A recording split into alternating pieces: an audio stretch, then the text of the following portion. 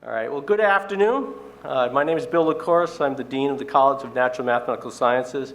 On behalf of UMBC and the College, I'm pleased to welcome you to the 18th annual A Look Ahead Exploration in Transformative Research. Yes, we did change the title a little bit to expand the focus and breadth of what we're trying to accomplish here.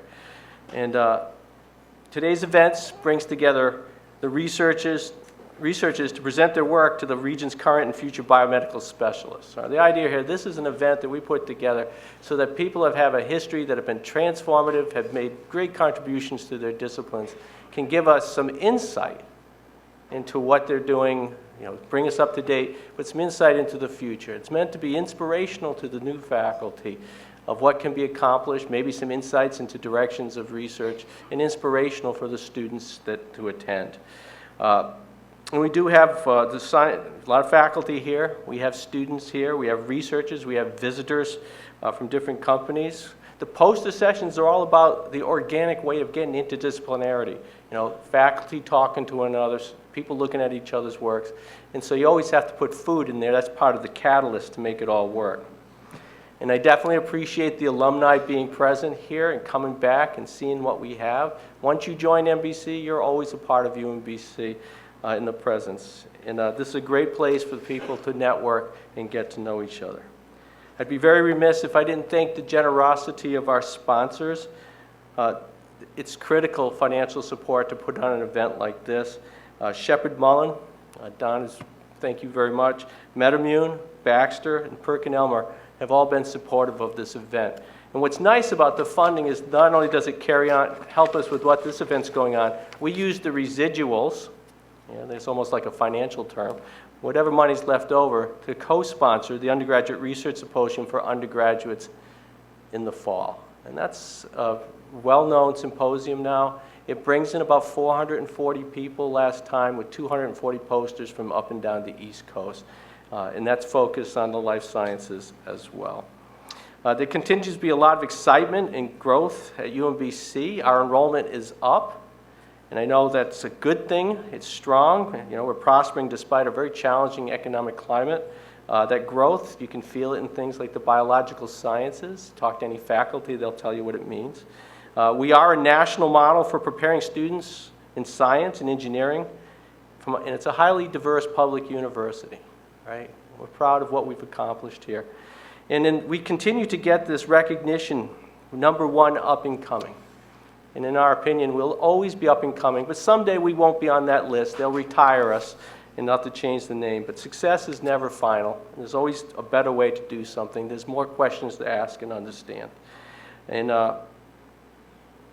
we continue to be recognized as a top national university with faculty that have an unusual commitment to the undergraduate teaching. And that's extremely important. And I think what we're going to see today is with Suzanne is someone that's very dedicated to the students, an excellent mentor. And as we go forward. So I'd like to take this opportunity to thank our sponsors and to thank our faculty. If I can have a round of applause for that, that'd be fantastic. Thank you very much. Just a quick overview of the college. It's not going to go too deeply because I know you're really here to hear the speakers as we go forth. But the college typically has had 5 departments and 2 centers: biological sciences, chemistry and biochemistry, math and statistics, marine biotech, physics.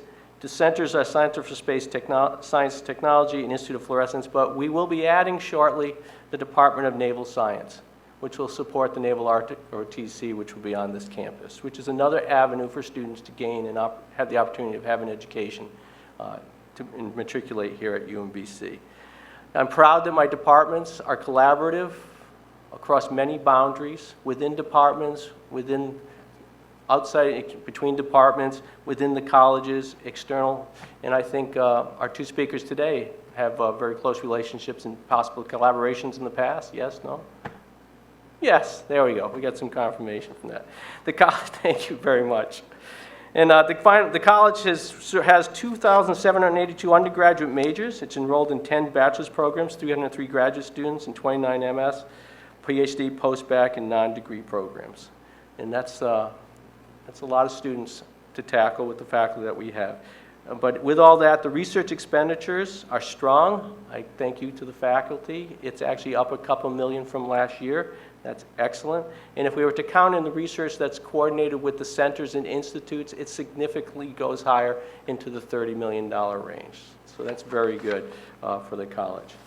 And I know it, and I depend on it, and why I have optimism and hope is because of the faculty I work with. The success of UMBC really centers from its faculty, the talent and dedication of our faculty. And each day, as they work among themselves in their labs and with others and colleagues, they're looking to understand the world we live in, look at the problems, and all this is with an overtone and an undertone of attacking societal problems. And there's nothing, cancer is a scourge, and it's researchers like the people we have on stage today that are making progress in that fight as we go forward. And there's so many different projects that are going on here. The posters are an example. Whether we're trying to feed the world for innovations in agriculture, new biofuels, better batteries, imaging of tumors, sensors for biomarkers, cancer research, how mantis shrimps see the vision, black holes to hydrothermal vents. We cover a wide swath in this college and at this university. And our faculty continue, I could list many awards, honors, editorships, invited lecturers, in all that the faculty accomplish here, but I'm going to leave someone out and I don't want to offend anybody, so it's a long list to keep going. But the commitment by the faculty on this campus is only matched by the commitment to their students and student success. And although we run many programs, some of them out of the college and out of the university, it's the faculty that we often go to their expertise to work on these projects, be it the I-Cubed project, the NSF-funded I-Cubed project, which is based on as interventions, or the multi-institutional HMI-funded Nexus project, or the T-STEM project to look at transfer students with the Melinda Gates Foundation. The more recent ones, the NIH-funded BUILD initiative, which is talking about looking for those students with high potential that are more toward the center of the learning curve. Can we pull them out? Because if we're going to meet the PCAST reports and all the other things that show that we need a lot of people, and people want to be successful in STEM, we have to find the ways to be efficient and effective in doing that. We have undergraduate symposiums. The research that we do is an excellent venue for teaching and promoting. Applied research experiences are what make UMBC different.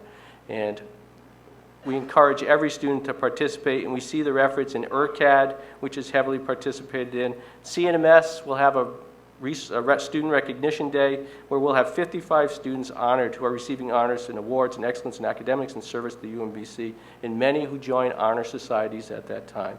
And we've already talked about the undergraduate success. And so kudos to the faculty and the staff and the students, and I'm here to, on behalf of the college and on the university, to thank you for all that you do for us and for our students as we go forward. So at this point, we want to move on with the talks before Andrea does something to keep me on time. See, the lights are good. I can't see you punishing me back here. We are definitely delighted to have two distinguished scientists here with us today. Our first speaker is going to be Suzanne Ostrand-Rosenberg. She's a professor of biology in the Robert and Jane Meyerhoff Chair of Biochemistry at UMBC. And our second speaker is Lou Weiner, Director of Georgetown Lombardi Comprehensive Cancer Center and the Chair of the Department of Oncology at Georgetown University Medical Center. So the first speaker today will be Dr. Rosenberg, who joined the University of Maryland, Baltimore County faculty in 1977 after completing her Ph.D. at the California Institute of Technology and postdoctoral work at the Johns Hopkins University. She's professor of the biological sciences, as we mentioned previously, and a member of the Greenpard Cancer Center at the University of Maryland. Now, a detailed resume, background you can find in your booklets. That's why we put the booklets together. Take a look at them and thumb through it. But if you look at all the work that she's been doing in this area, she's resulted in probably over 125 publications since we last wrote this. And she's the recipient of numerous awards, including the American Cancer Society Faculty Research Award and the American Association of Immunology Excellence in Mentoring Award. And from my position, that's the one that you sometimes, you read these descriptions and you get a lot of the facts and the things about it. But what I love about Suzanne is she speaks with clarity and purpose, openness and honesty. So you know what she's thinking usually as we go forward. And I love that about her. And she's a fabulous mentor to students and postdocs and junior faculty, and those that have had her really are blessed, because we do hear stories of people that come back time after again, and they attribute much of their success or what they've learned to Suzanne. And so I'm delighted that she is with us today to give her insight into the immune system and cancer, and I'd like you to please join me in welcoming Dr. Suzanne Ostrand-Rosenberg to the stage.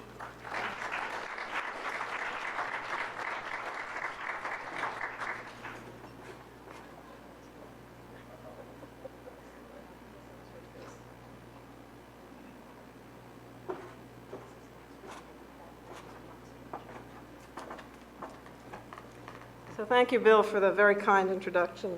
I've attended these symposia for many years now, and I've actually never spoken at one before.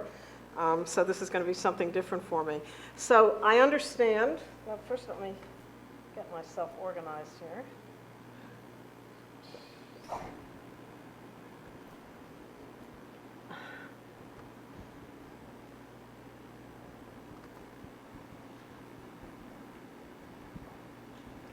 Okay, so this symposium, can everybody hear me if I stand out here? Is this thing working?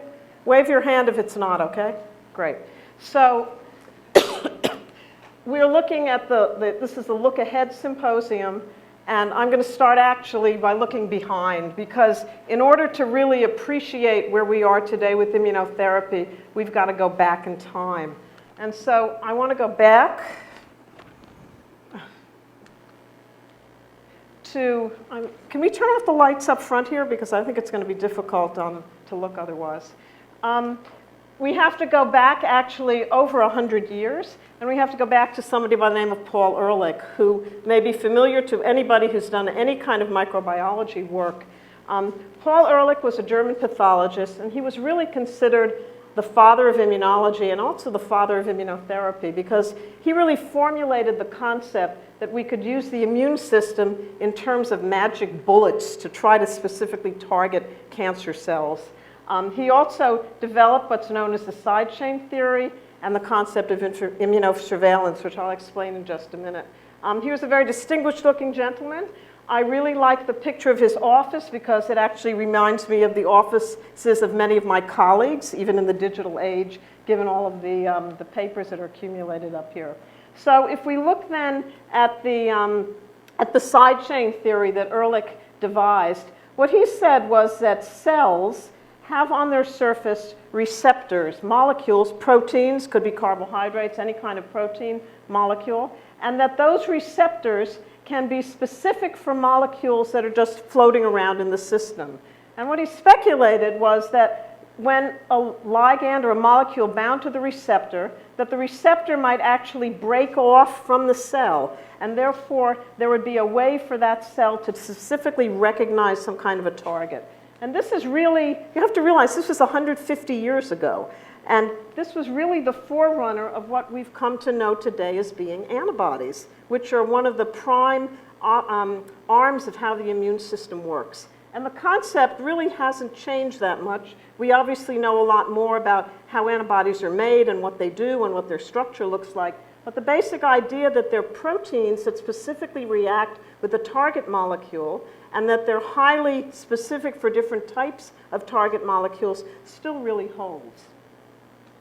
So the concept then of magic bullets is that we could use these receptors that would recognize a specific molecule, perhaps on a cancer cell, and then ligate or tag the receptor molecule with something, perhaps a toxin or a radioisotope or something else that you could use then to deliver specifically to a cancer cell to kill it. So magic bullet. The bullet is magical because it knows exactly what it's going to bind to, where it's going to go, and it's carrying with it some kind of packaged material that's going to ultimately kill the cancer cell.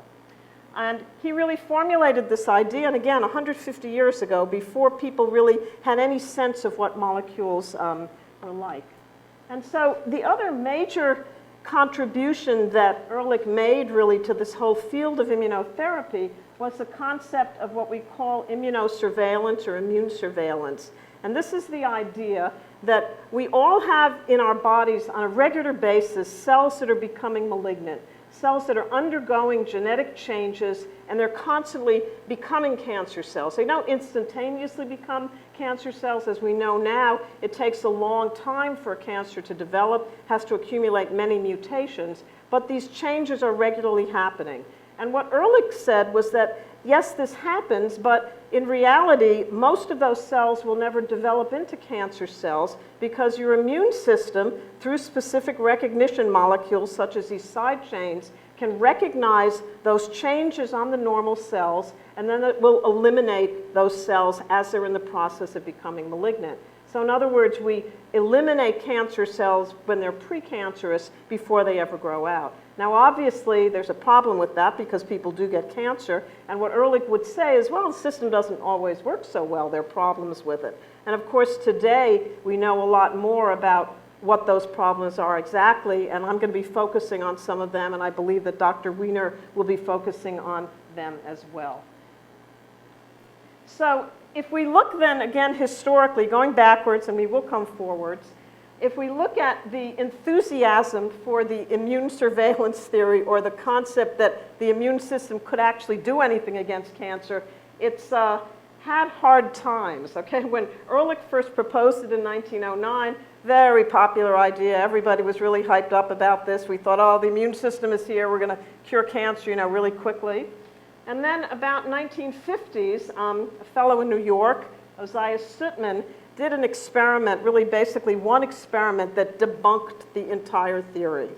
We now know what the problem was with the experiment, but it took the whole field totally out of the picture. It made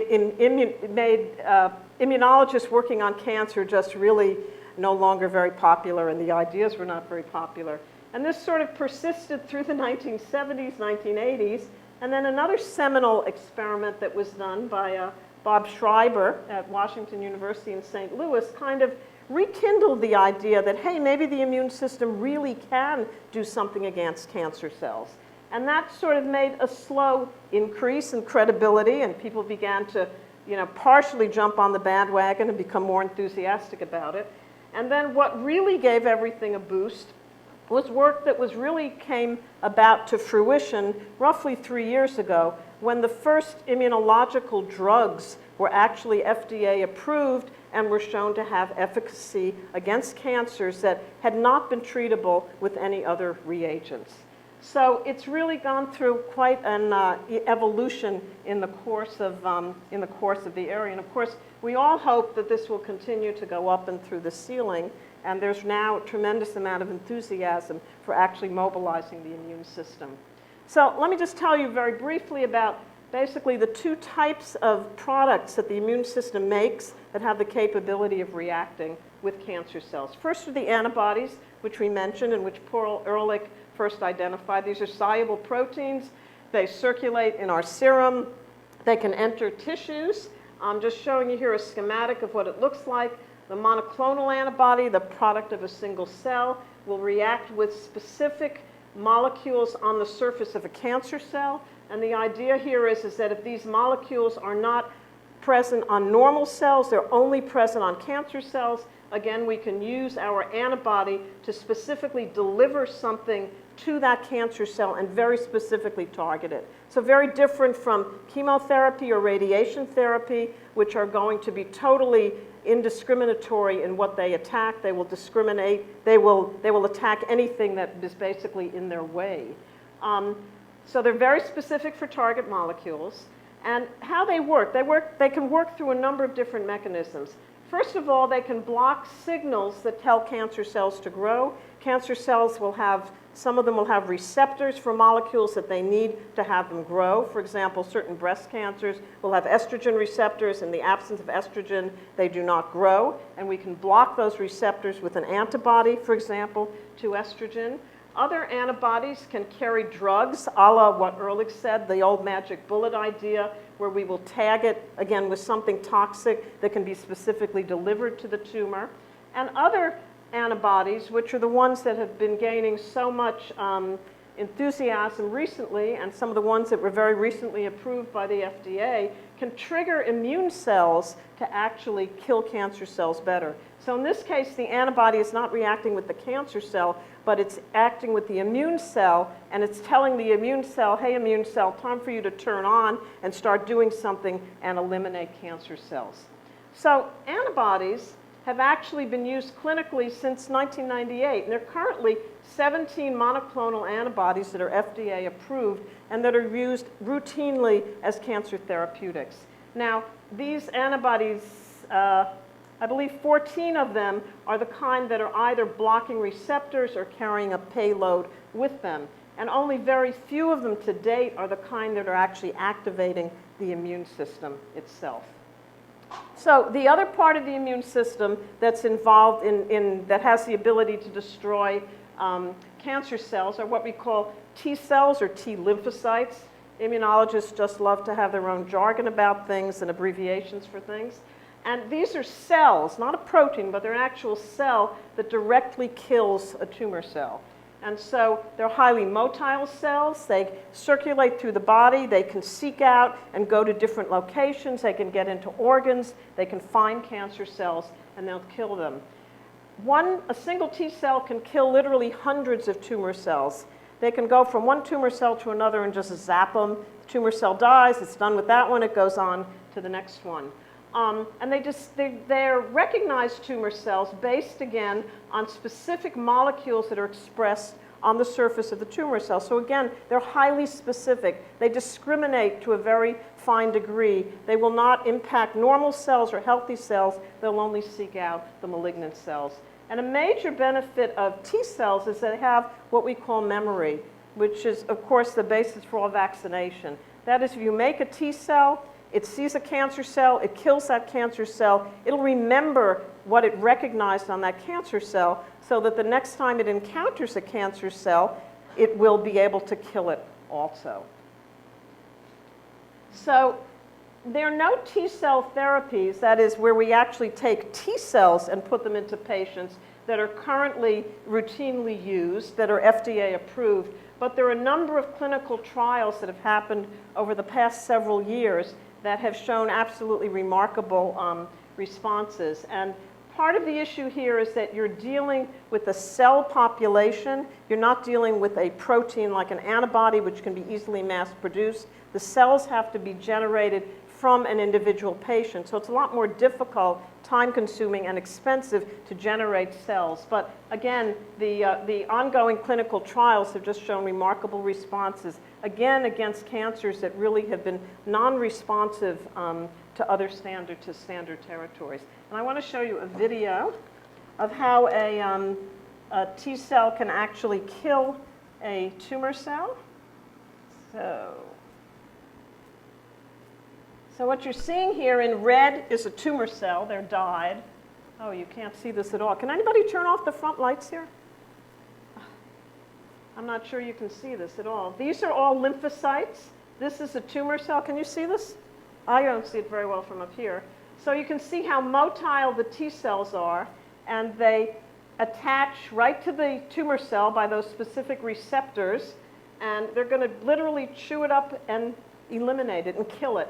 And when they turn a bright red, there's a dye in here that indicates when the tumor cell is actually being killed. And again, you can see that the lymphocytes just sort of hover around where the tumor cells are. Here's a guy who just died. And then they're going to leave there, and they're just going to go migrate and find their way to another cell. So they're very, very active cells.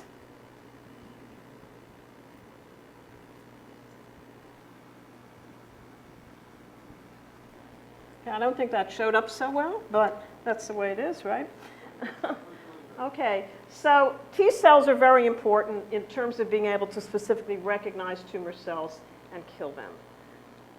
Okay, so we group cancers based on their origin, what organ they come from, breast, prostate, lung, brain, etc. So we tend to think of those cancers as being, well, he's got brain cancer or he's got liver cancer or something, and we kind of put them in the same category. The reality is that a given cancer in one patient, be it a breast cancer in one patient and a breast cancer in another patient, can be very different. They have some receptors that are the same, some identifying molecules that are the same, but due to the genetic variation that occurs with mutation and causing the process of carcinogenesis, the cells can really be quite different. And so if we target one molecule in one person, that may not be the right molecule to target in another person. So the other issue that happens is that cancer cells within an individual patient, starting from when the cancer first arises to perhaps 10 or 15 years later, it's going to go through a process of evolving. And it will also evolve over much shorter term. You can have changes in cancer cells that occur over a matter of literally weeks to months. And so because the immune system, through its antibodies and T cells, has such an ability to respond to a vast array of different molecules, the immune system is really almost a perfect candidate to match the diversity that's present in cancer cells. In other words, if you have a cancer cell that's changing, the immune system can adapt to that and change as well. The immune system will evolve along with the cancer cell. And just to give you a couple examples here, this was work that was done by a postdoc in my lab many years ago. We were trying to develop vaccines that could be used to immunize individuals against cancer. This is a mouse experiment, just showing you each line represents the growth of a tumor. This is the size of the tumor. This is the age of the tumor versus the size of the tumor. It's a log scale. With time, and you can see the tumor grows progressively if the animals are not treated. On the other hand, if we came in with a vaccine that we devised at that time, and we started treating the tumor when the tumor was about 2 or 3 millimeters in diameter, you can see that in roughly half the mice, or here 3 out of 5, the tumors completely regressed. So classic example of how if you can induce an immune response against a tumor, it will work.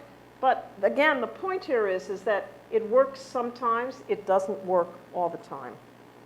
And we're going to come back to that.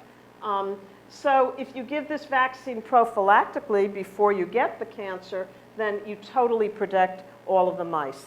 And this then was one of the first hints that something was going on between the time when a cancer cell, before a cell was actually a malignant cell, and when it became a cancer cell. That as tumors progressed and they became larger, it became much more difficult to get the immune system to respond to them.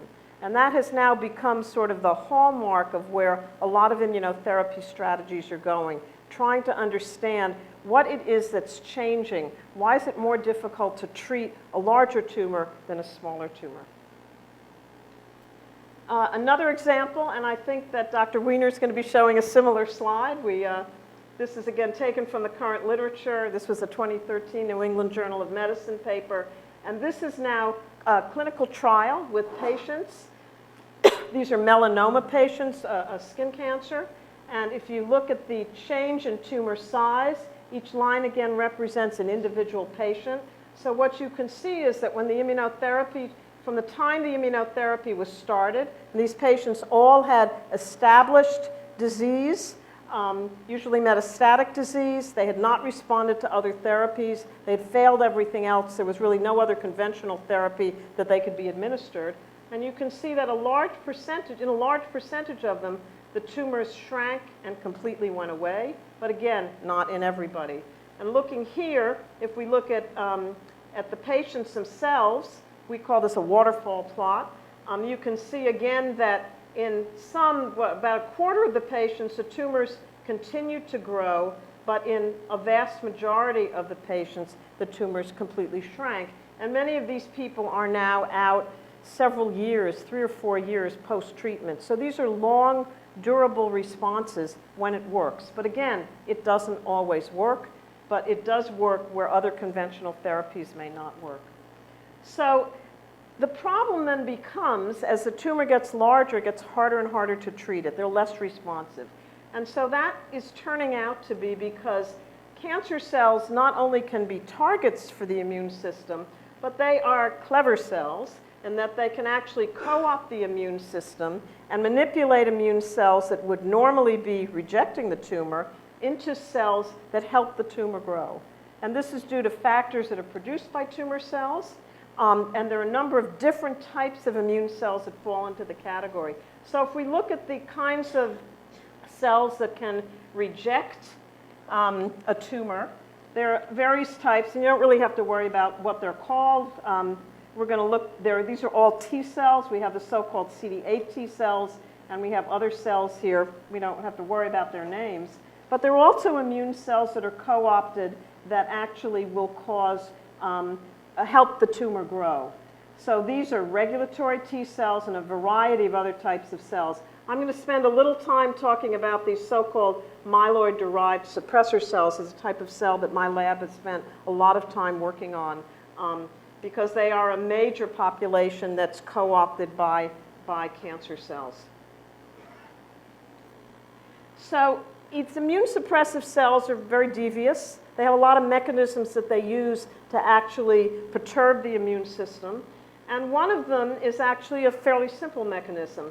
We know that as tumors grow, they have to induce new blood vessels, because as you get a larger tumor, the tumor has to get its nutrients, and it gets its nutrients through its blood. So the tumor has to become vascularized. And so just showing you schematically down here, if these are our cancer cells, our healthy cells here, initially, if it's a very small tumor, it can just get its nutrients by the nutrients diffusing out of the blood vessels. But as it gets bigger, it has to induce new blood vessels to feed itself. And so this neovascularization, or angiogenesis as it's called, is driven by a number of factors, but one of the major factors that drives it is something called vascular endothelial growth factor. It promotes the growth of endothelial cells. And it turns out that many immune suppressive cells, including the ones that I just mentioned, the myeloid-derived suppressor cells, actually are coached by the tumor to start synthesizing and secreting this growth factor. And so the way that these cells participate or promote tumor growth is they supply the VEGF, the little purple circles here, that promote new blood vessel formation. And so this is just one example of how they suppress, but it works very efficiently. So how does this co-opting actually happen? What does a tumor do? How does the tumor manage to manipulate the immune system to get the immune system to help the cells grow? And this also has to go back in time here to another German pathologist, Rudi Virchow, also quite a number of years ago, well over 150 years ago. And I'd like to show this picture. This is the University of Berlin in 1901. I want to point out that this is all single gender complex of people here. And if you look at the median age, it's also hard to see anybody that's probably under about, what, 55 or something like that. So I think we have evolved as a population in terms of people who study cancer in many ways as well. Virchow, though, was a clever guy, even though he was one of these folks. And he was very astute in realizing that both animals and humans shared a lot of properties in terms of how cancers progress. And he really was a proponent of doing animal research and was really one of the people who brought animal research into the whole cancer research field. And so he proposed, or he noticed really from his clinical practice, that cancers frequently occur at the site of chronic inflammation. We know what inflammation is: redness, swelling. It occurs by bacterial infections. It can occur in all sorts of diseases. A lot of allergic diseases are associated with inflammation as well. And since Virchow's time, there's been a tremendous amount of work epidemiologically actually looking at whether he's right. Is there some connection between chronic inflammation and cancer? So just to name a couple of the tumors, colorectal cancer is a frequently occurs in individuals who have suffered from inflammatory bowel disease, gastric cancer in people who have gastritis, mesothelioma, a lung cancer, is induced by asbestos, which is actually an inflammatory. Asbestos in the lung causes a highly inflammatory reaction. The list goes on and on and on. But this is chronic inflammation. This is not the kind of acute inflammation you get when you step on a rusty nail and you get a local infection and that clears up in a few days or weeks. We're talking about chronic, long-term, year after year inflammation. And so how does inflammation actually do this, and what does this have to do with the immune system? Why am I even talking about it? So we know that chronic inflammation actually induces cancer through a number of mechanisms. I'm just going to point out two of them. One is it results in the production of multiple reactive oxygen and nitrogen species. These are highly reactive molecules. They cause DNA damage, and they cause protein modifications. They can perturb and promote cell division, so cells take on growth characteristics that they would not have had before. They proliferate in uncontrolled fashions. They start making proteins, or they stop making their normal proteins, and so forth. And this can result then in cellular transformation and cancer. But the other way that inflammation promotes cancer is through the production of what we call cytokines, which are simply proteins that are made by basically immune cells. And things like interleukin-1, interleukin-6, et cetera, and then prostaglandins, which are lipid-active molecules that also promote inflammation. And what these molecules do is they promote immune suppression. They block the immune system from function. So if you're in the absence of an immune system, your immune system is not going to be able to be activated and kill those cells that are becoming transformed and that are accumulating all of those genetic changes and making the cells malignant. And so many tumor environments, and this is just a schematic here showing you tumor cells and all of these immune cells that can accumulate in the environment, is in a highly inflammatory environment.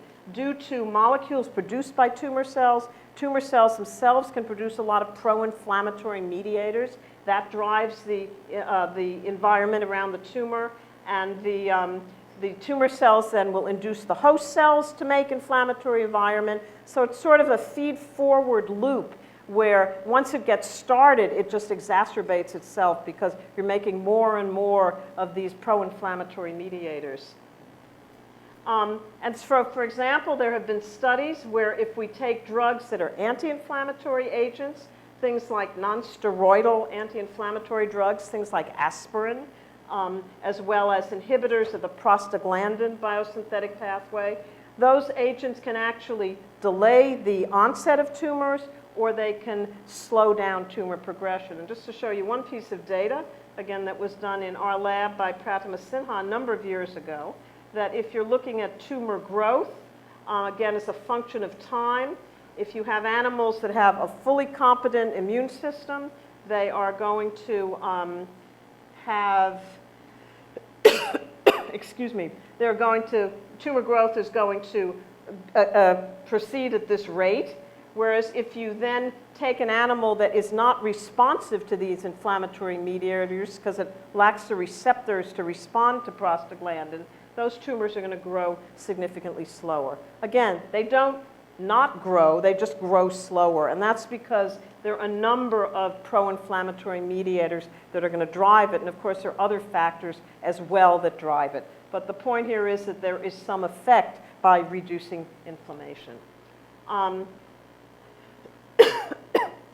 If we eliminate this suppressor cell population, the myeloid-derived suppressor cells, we can see the same effect. Again, in a mouse experiment here, working with a mammary breast cancer tumor.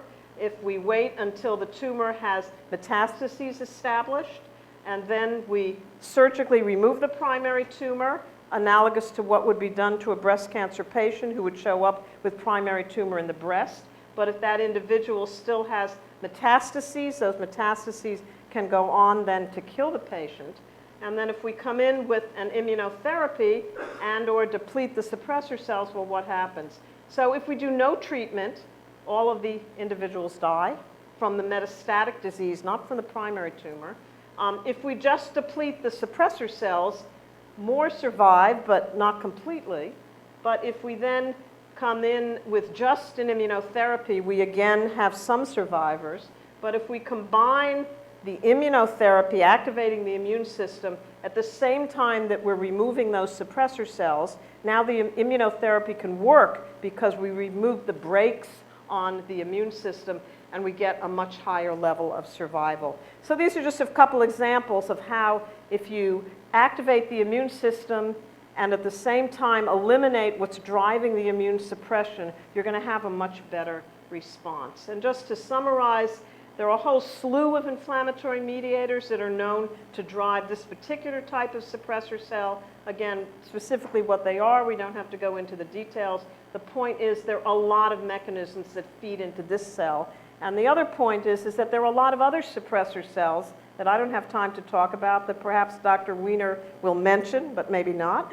And they are also driven by additional factors. So when we're talking about eliminating or minimizing or reducing immune suppression and immune suppressive cells, we're not talking about getting rid of just one type of cell or one kind of molecule. We're talking about huge families of molecules that can drive this suppressive environment. Okay, and that then brings us to this area of the evolution, really, of the tumor cell. And I will go over this quickly because, again, I know Dr. Weiner is going to say a word about this as well. So we now know that tumors evolve with time. They change in the individual, and they change because the immune system is responding to the tumors. So in initial stages, we have what we call the elimination stage, where we would have our healthy cells.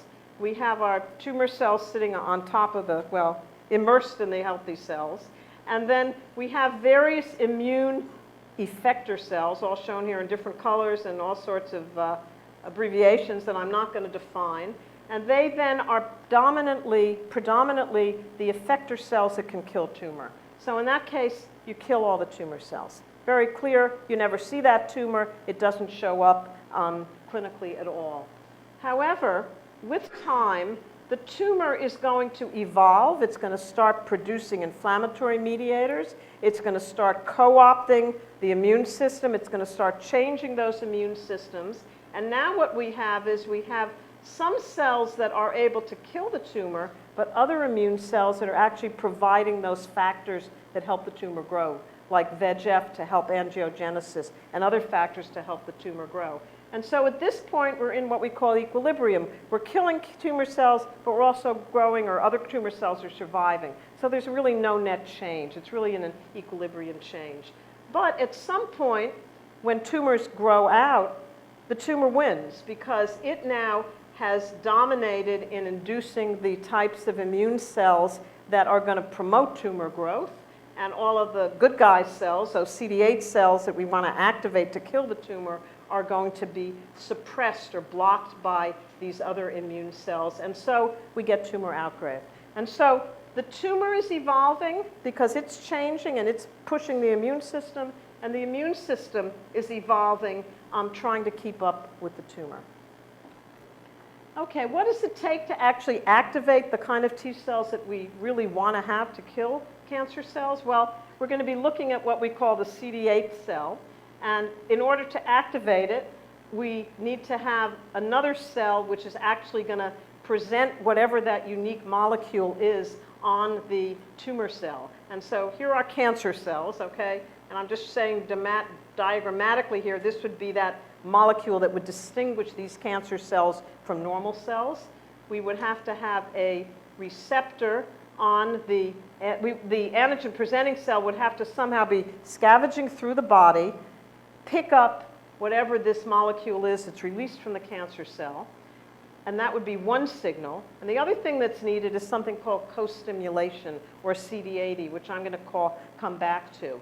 Both of those molecules will have receptors on the CD8 cell.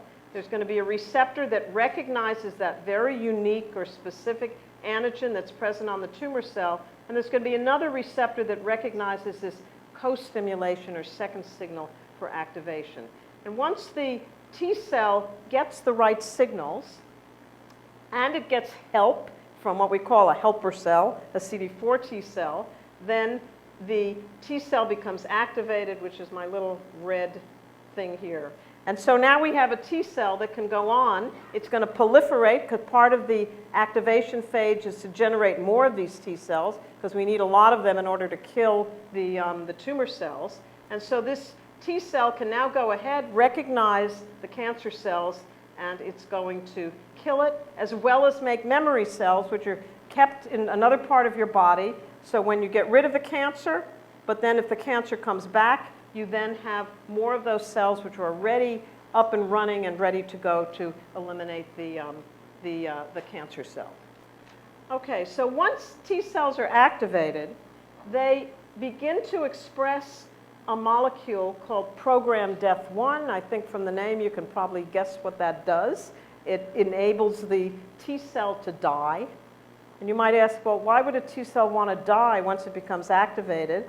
Well, in most, for example, in viral responses, you get a viral infection, but you clear that viral infection, and you go on and you get maybe another viral infection 2 weeks later or when have you.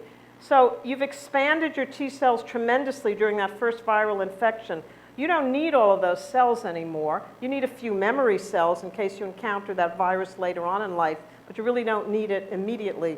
So you want to get rid of those T cells. So part of the T cell activation process after you've activated the T cell is to kill off the T cell. And that's really what this program death 1. So it's a receptor on T cells. It's activated by a molecule called program death ligand 1, which is going to react here. Cancer cells, many cancer cells express PD-L1. And so what they're going to do is they are going to kill the very T cells that are trying to kill the cancer cell. So in a sense, it becomes a race between who's going to get killed first, and in many cases, the tumor will win. And so if we can prevent, or one of the ideas that has now been shown to be very effective, is if we can prevent the interaction of this ligand with its receptor, we can maintain a T cell in an activated state.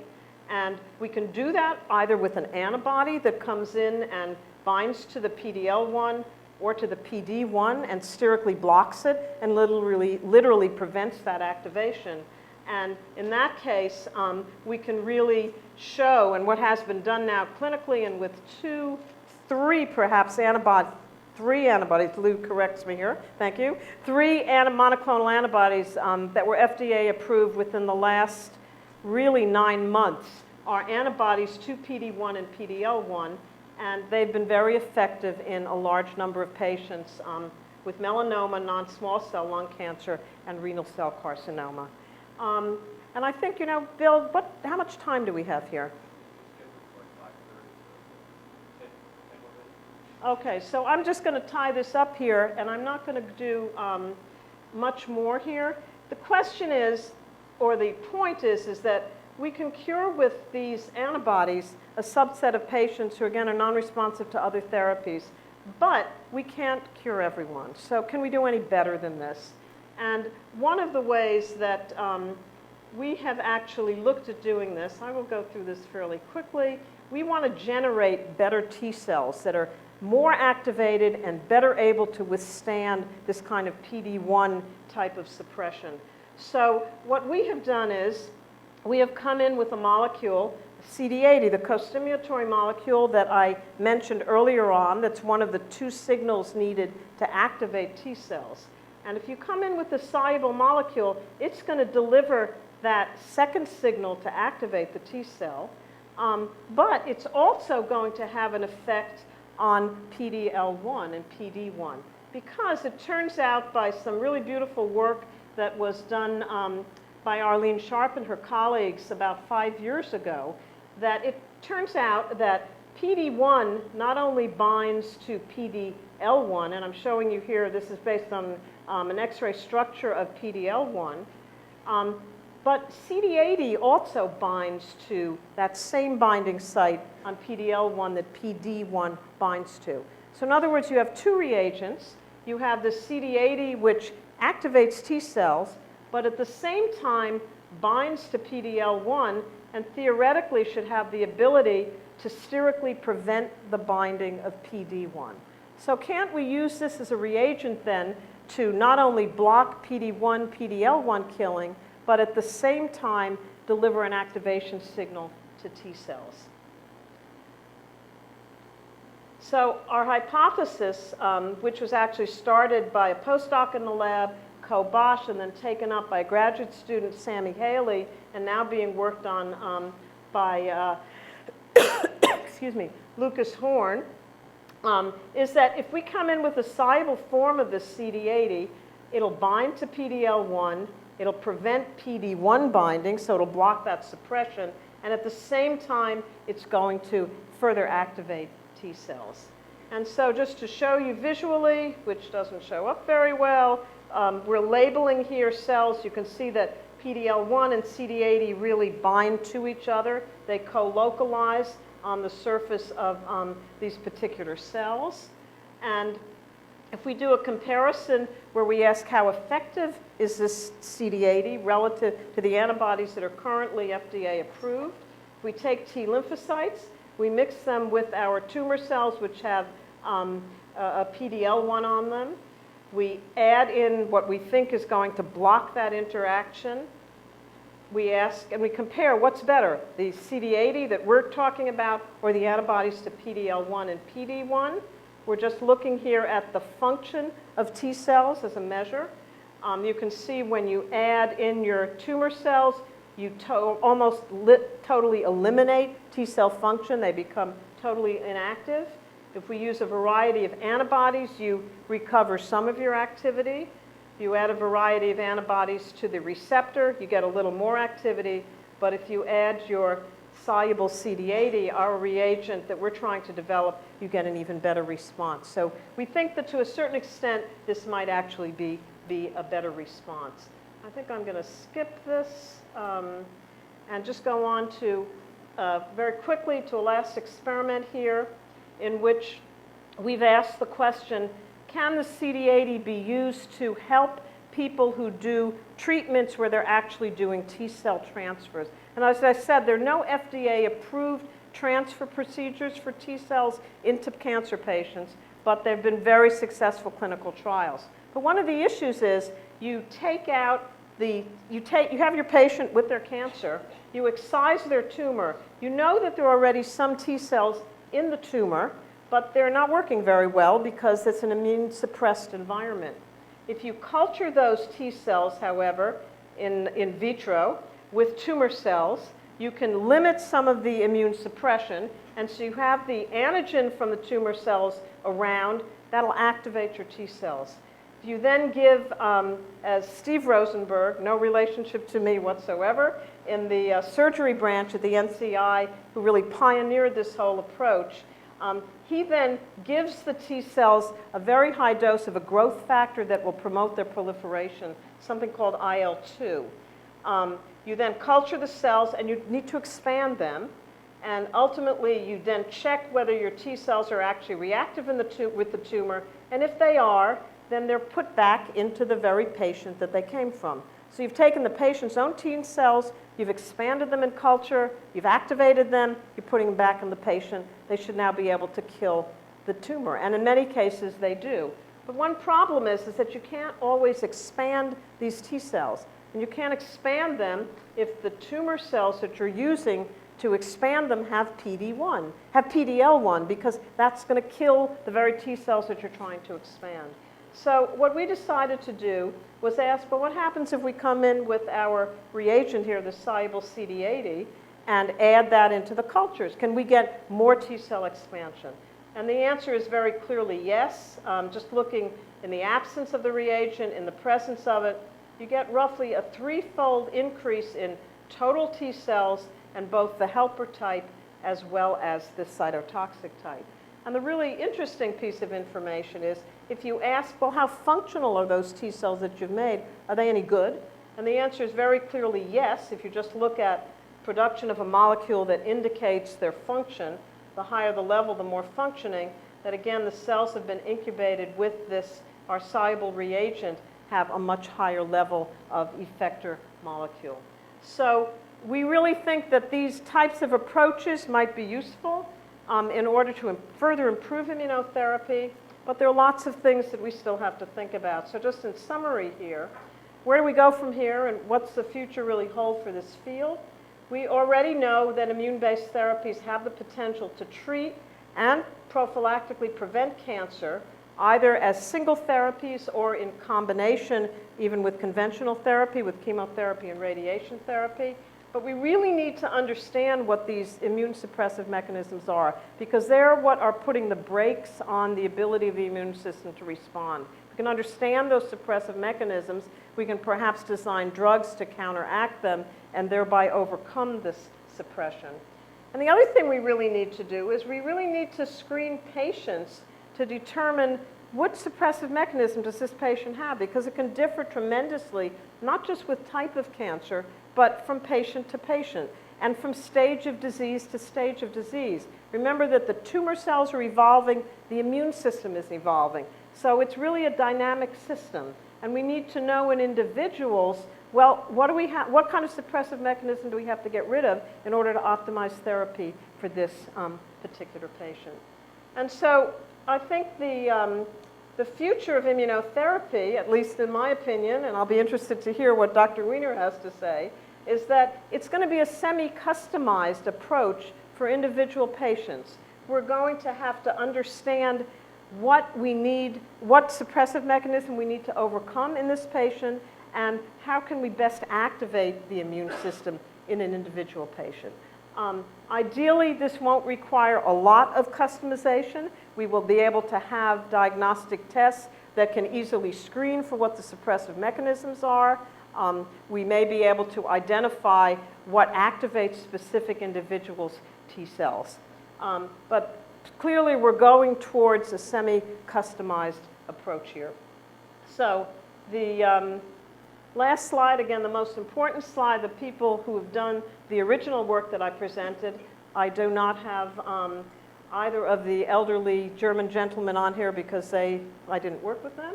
So the people who are currently involved in the lab, alums of the lab who've had a lot of contributions, and our collaborators over the years that we've worked with. So again, I really need to point out Co Bosch, who did a lot of our early Soluble CD80 work. Sammy Haley, where are you, Sammy? Sammy, who just graduated within the last year and a half. Lucas, who's taken over the project. Juan, an undergraduate who's working with Lucas. Ginny Clements, who's been a long time worker in the lab. Pratima did a lot of the myeloid-derived suppressor cell work. We've had tremendous help from the A and B students. If any of you are here, thank you, who've made a lot of genetic constructs for us that we would not have otherwise been able to make. So thank you.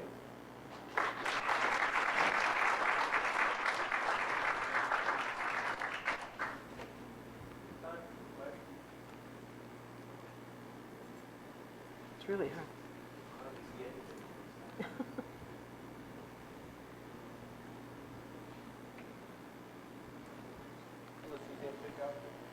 I can't see. You know, there's a light shining right here, which I think, Bill, you pointed out, which makes it really hard to see what's going on. Yeah. So when you talk about personalized medicine or individual medicine for immunotherapies, you know I work on the other side where we look at genome. Is there any connection between the immunotherapies that you had to have and the actual genome of the patient? Does at any point... I mean, to what's being done now? Well, or in the future? There's been to some extent, and it's been semi-successful, the antibody therapies that are used for PD-1 and PD-L1. One of the big questions is, does the tumor express PD-L1? If your tumor doesn't express PD-L1, it was thought that may not be actually a good therapy. But what's actually happening is that we now understand that it's not just tumor cells that can express PD-L1, but also lymphocytes can become PD-L1 positive, and other cells in the body too. So what has to be done now is that people really have to look broader, not just look at the tumor itself. Question? Yes, here. Yeah. Do you see a value in having the DNA sequenced of the tumor? Like, say you have a biopsy. I think I will say yes, but I'm going to defer that to Dr. Weiner because he's going to talk very specifically about that topic. Absolutely, because the uniqueness of a tumor is going to depend to some extent on the mutations that are present in that tumor. Now, what we'd really like to have are common mutations, so we don't have to totally customize for each individual cancer. He will say a lot more about this.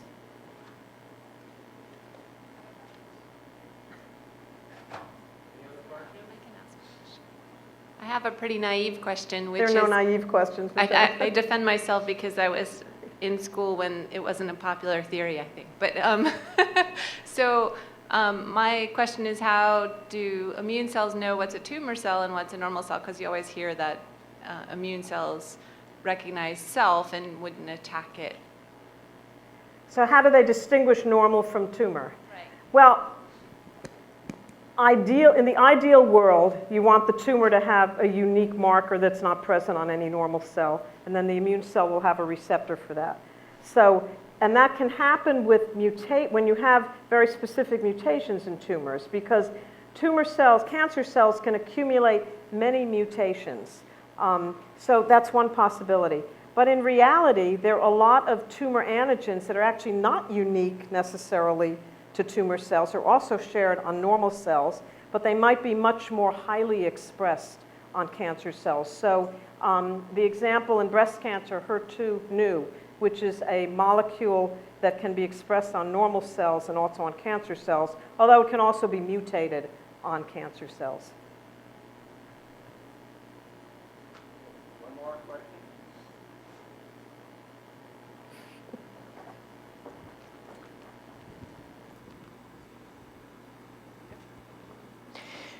The individuals that were resistant to some of the treatments you showed, do they have anything in common? Have people looked at that? So when you showed some of the slides where you used different treatments and a lot of the patients showed complete remission, but there were like maybe 2, 3, 10, 20 that didn't. Have people looked at what's common between those? I mean, what the difference is between the two groups? Yes and no. Clinical trials with immunotherapies have been going on for probably 25 years, at least. And a lot of those were done before we understood about immune suppression. And so when things didn't work, they were frequently, costs were covered by pharmaceutical company. Therapy didn't work. Therapy was abandoned. You go on to the next drug, right? So in a lot of the early studies, nobody really bothered to look. Now people are actually starting to look because it's clear that there are differences in groups. And I think this is where, and this is really my opinion rather than general, that a lot of the times you really want to look in those people who don't respond because they're going to be more informative, because they're going to tell you, why is this person not responding? What does this person have that the responder doesn't have? So the answer is we need to do more work on that. Very good. Thanks, Suzanne.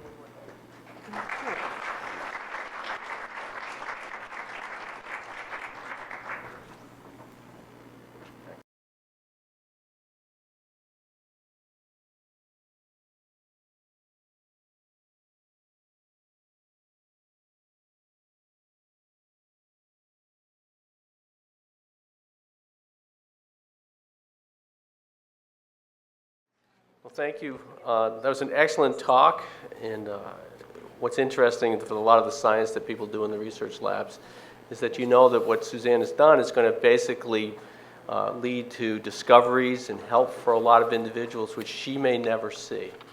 So it's a very noble pathway. But it's definitely my pleasure now to introduce Dr. Lou Weiner. I think he's going to be on the other side of the equation where he gets to see some of the effects and things that people are helped by these discoveries that happen. Dr. Weiner has been the director of the Georgetown Lombardi Comprehensive Cancer Center since 2008, and he holds the Francis L. and Charlotte G. Carnini Chair and Professor of Oncology at Georgetown University. Dr. Weiner earned his bachelor's degree in biology with honors from the University of Pennsylvania and his medical degree from the Mount Sinai Hospital of Medicine. And after completing his internship, residency, and service as chief medical resident at the University of Vermont's Medical Center, Hospital, he held clinical and research fellowships in hematology and oncology at Tufts University School of Medicine in Boston.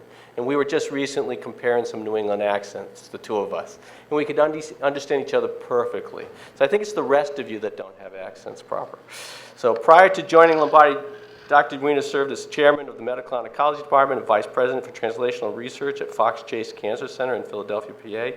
He held an endowed chair in medical science and was the driving force behind developing an immunotherapy laboratory and clinical programs, as well as establishing the center's medical oncology fellowship program. He also served as a professor in the Department of Medicine at Temple University in the School of Medicine. So a lot of background, a lot of experience going forward. And as director of the Lombardi and chair of the Department of Oncology Department and associate vice president of Georgetown University Medical Center and clinical director of cancer services at Georgetown University Hospital, Dr. Weiner is responsible for the operation and development of the Cancer Center, including its educational, research, and clinical missions. The clinical mission includes co-chair the MedStar Georgetown Network in the metropolitan Washington area. Dr. Weiner is known for his laboratory and clinical research focused on new and therapeutic approaches that mobilize the patient's immune system to fight cancer using monoclonal antibodies and other modalities. You can see this is an excellent pairing for us to have here today. And the one thing I can say about both these talks is, having watched my mother go through what cancer was, and she feared it for many years before it happened, that these types of research and the work that they do, the people that work and help these patients are definitely heroes of what they accomplish. So please join me in welcoming Dr. Weiner to the stage.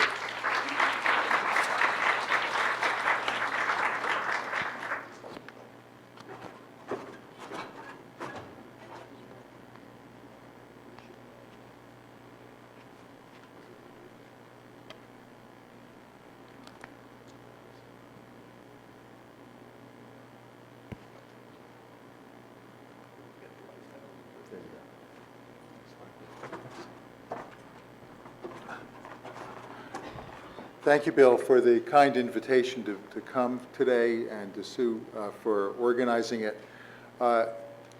Sue and I have served together on various NIH study sections, reviewing grants that have been submitted in the area of immunotherapy, off and on for the last 20 years.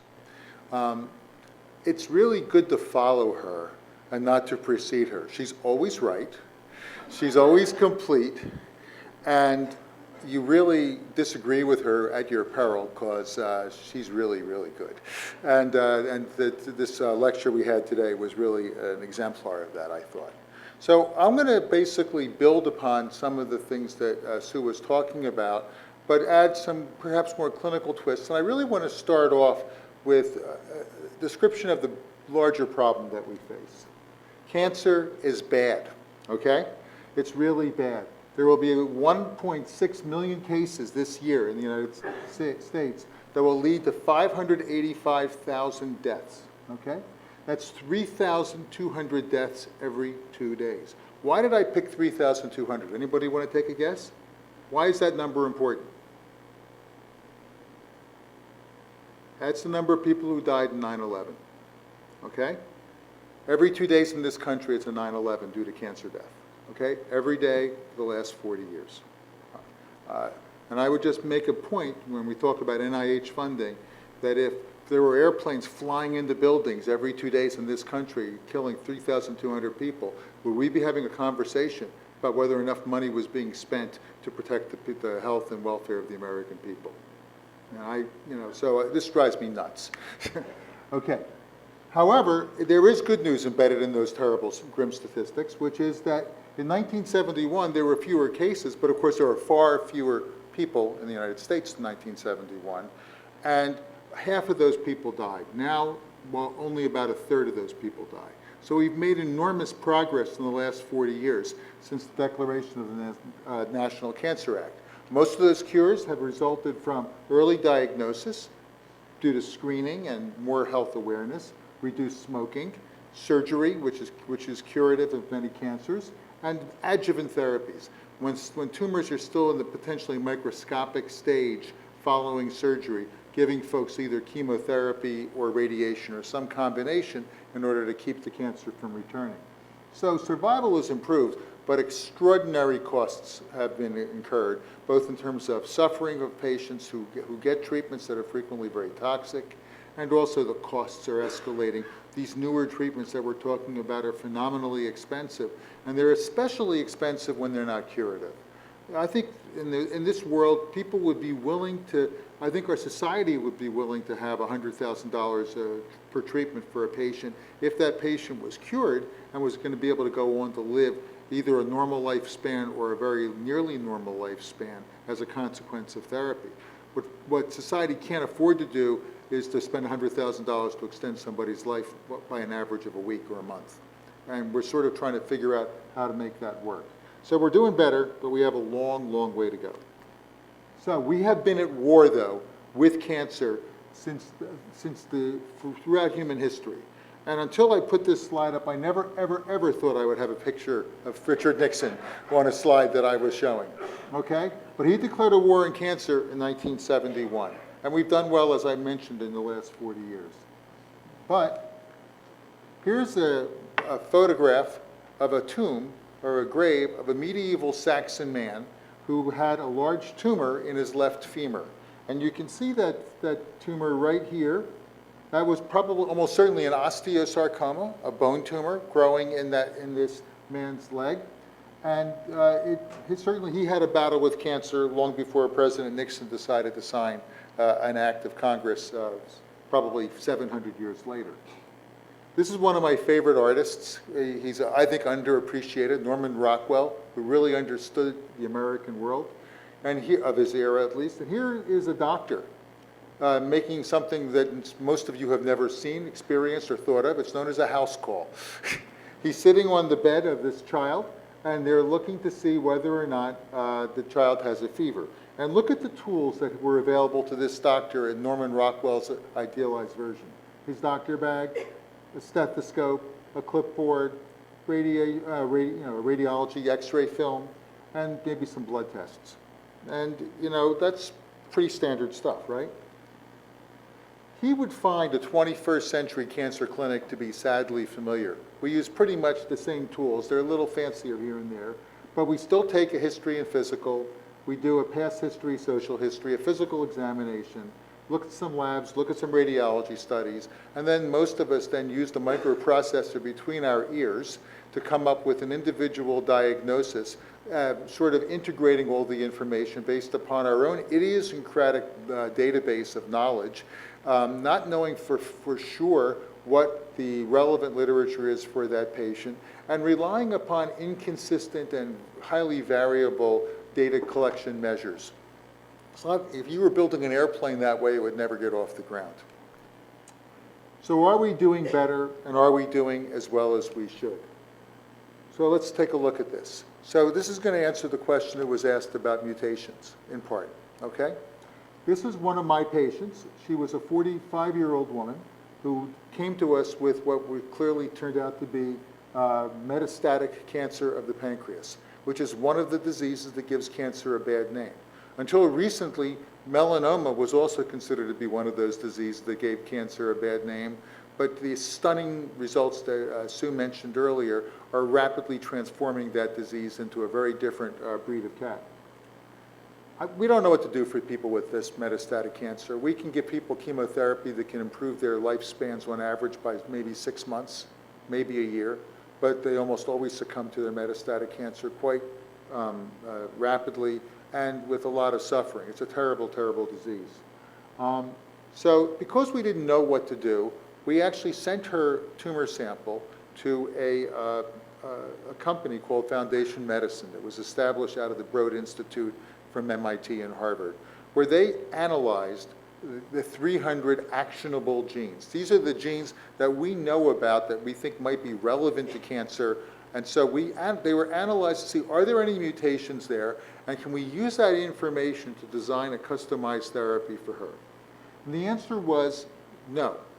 We found 12 mutations that were in this genetic panel. None of them were clinically actionable. There are no drugs that could target the proteins that were specified by those genes. And so she died less than a year after her diagnosis, although she did have a brief remission to some palliative chemotherapy, leaving behind a loving husband and 2 little children. It was heartbreaking, okay? Now, in the future, what's going to happen is we're not going to just look at those 300 genes. We're probably going to be looking at the entire genome, and we're going to be asking how many mutations are there? Is it 50? Is it 100? It's going to be somewhere between 50 and 500 mutations that we can find in a given pancreatic cancer specimen. Now, think about that. How the heck are you ever going to turn that into a therapy? Well, so Steve Rosenberg, whose work Sue described, has been doing this work with adoptive T cell therapy. And what he's been doing is taking those mutations that you can see in a particular patient's cancer. And then what you do is you essentially screen the T cells in that patient that were infiltrating that patient's cancer and ask which T cells proliferated in response to which mutations in the tumor. And by doing that, you can select the very specific T cells that will respond to the particular tumor antigens that this body is recognizing as being foreign. You expand those T cells, you administer them to the patients, and those patients actually respond to those treatments very well. But they're going to respond even better if you combine that with checkpoint inhibitors that release the brakes on the immune system so that those T cells can actually get into the tumor cells, as I'll describe. Here's another patient.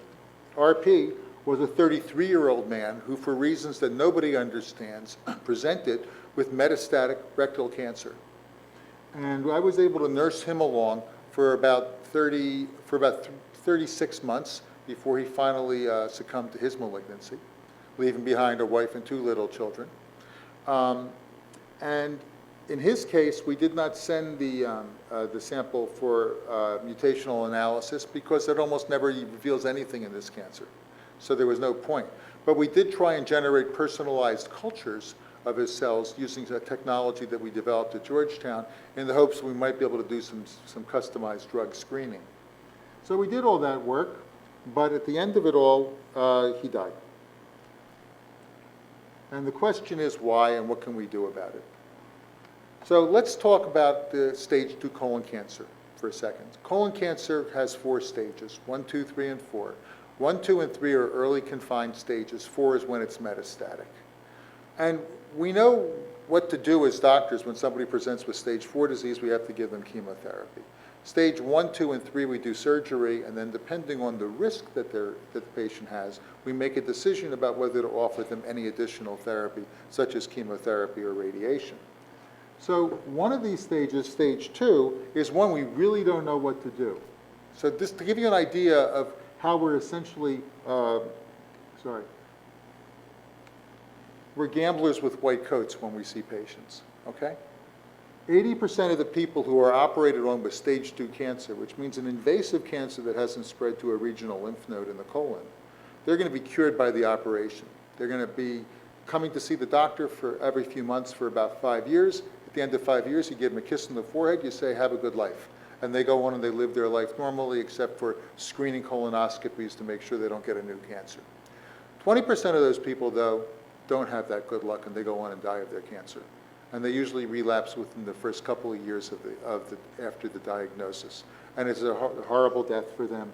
And we don't know what to do. Because if we give them, we'd say, well, maybe if we gave them chemotherapy, it would help. But here's the problem with that. If you have 80% of people being cured by surgery alone, and you give 100% of the people in that stage 2 classification chemotherapy, you will cure an additional 2 to 3 people, which means that to cure 3 people, you have to treat 100 people. 80 of those people didn't need any treatment at all. All you can do is hurt them because they're cured already. 17 of those people, you wasted their time. They were going to relapse no matter what. So you got to treat 100 people to cure 3.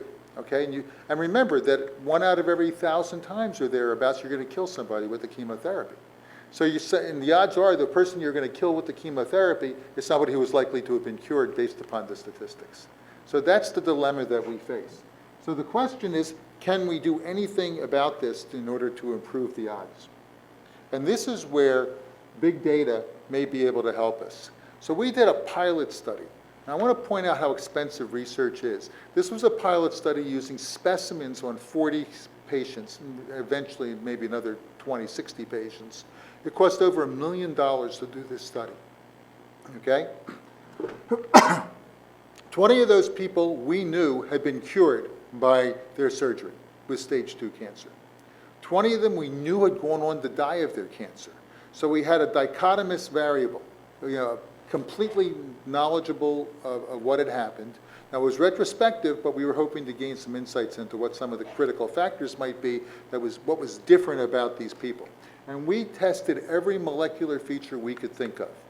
We looked at their gene sequences, we looked at their RNA expression, we looked at their microRNA expression, metabolites that were in the tumor, blood, and urine, looked at their adjacent normal tissue, we looked at everything, and we looked at all the clinical attributes that could be listed, and we had minimum of 5-year follow-up, so we could really understand what had happened.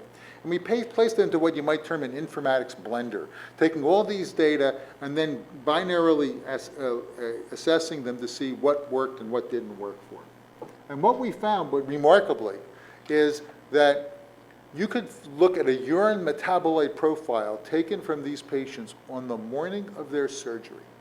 This is before anybody knew what was going to happen. And by looking at the metabolite profile with a very high level of confidence, we were able to identify the people who were destined to die of their cancer and the people who were destined to be cured. Now, because there's a small sample size, there's a statistical problem known as overfitting, which I think, and we would be remiss in not mentioning that, but it's certainly a provocative piece. And we would never have known this if we hadn't looked for everything. So you can't look for everything in every patient every time, okay? It makes no sense. But you can look at everything in some people for a while, figure out what things make sense, and then move forward with that. And so we're now actively looking for opportunities to test the relevance of this metabolic signature, which, by the way, tracks back when you do informatic analysis to, guess what, the immune response.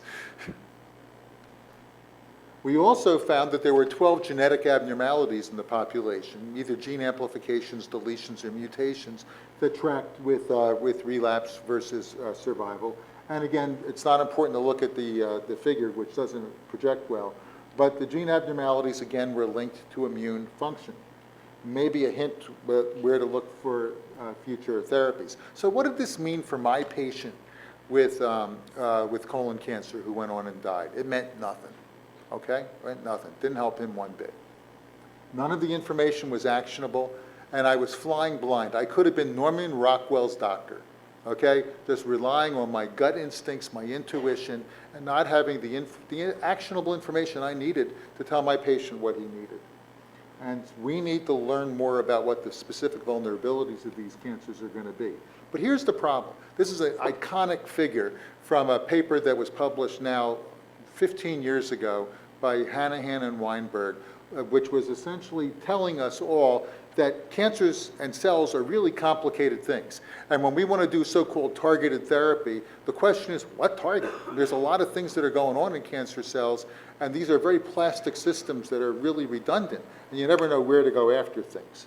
So more recently, they came up with an update of this particular paradigm, where they actually broke it down into systems. And you'll see here that in the original constructs that they had, they didn't even pay attention to the immune system. It didn't occur to them it was relevant. It was all about mutations. It was the tyranny of the genomics people, basically. That's all that they thought. Said, cancers are caused by genetic mutations, and these tumor stromal interactions and this mutation stuff is all, and this immunology stuff is all noise. Don't pay attention to it. But the work of Schreiber and others has really re-energized our interest in this field. So now they understand it's important for cancers to avoid immune destruction, which I'll get into, and also to deal with tumor-promoting inflammation. And I did not coordinate this with Sue. It's just that we happen to think the same way about these issues. And also, and this is important, this gets back to that question, genomic instability and mutations critical, okay? The genomic instability mutation specifies how a particular cancer is going to try and evade immune destruction, because it's going to specify what pathways and genes are going to be active that are going to help that tumor solve the puzzle of surviving in a hostile immune environment. So what's the case for cancer immunotherapy? So there have been relatively few truly curative new treatments for cancer in the last 20 years that have employed either classic chemotherapy strategies or even targeted therapy strategies, with a few notable exceptions like Gleevec for the treatment of chronic myelogenous leukemia. Virtually none of our small molecules have been truly transformative. Remarkable, very brief remissions, followed by the cancer roaring back in its full resistant glory, because these targeted therapy approaches go after one tiny target in a very complex environment, and these populations are incredibly plastic and are able to evade these solitary probes. But the immune system knows better. It can actually pick off these variants as they emerge. So immunotherapy can cure cancers. Targeted therapies almost never can. Here's a laundry list, and I won't go through all of it in the interest of time, but I do want to point out a few things to you.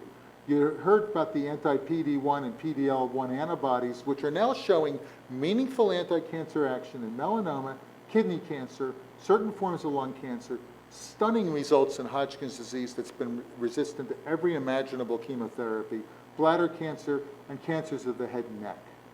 One vaccine has been approved, others are being evaluated now for approval, and there's a long history of anti-tumor monoclonal antibodies. These are antibodies that are designed not to stimulate the immune system by mucking up with this activation paradigm that Sue talked about, but rather attaching to the surface of the cancer cell and either delivering a toxic payload or manipulating the signaling in the cancer cell.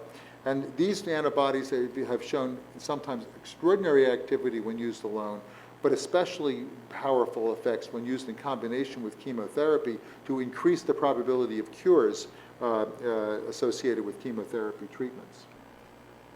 And immunotherapy can yield durable results. You've heard Dr. Stephen Rosenberg's name named a couple of times here. Well, one of the things he did, and one of the most remarkable early examples of effective immunotherapy, was he used an immune system hormone, a cytokine made by immune cells called interleukin-2, which you heard about in the last talk.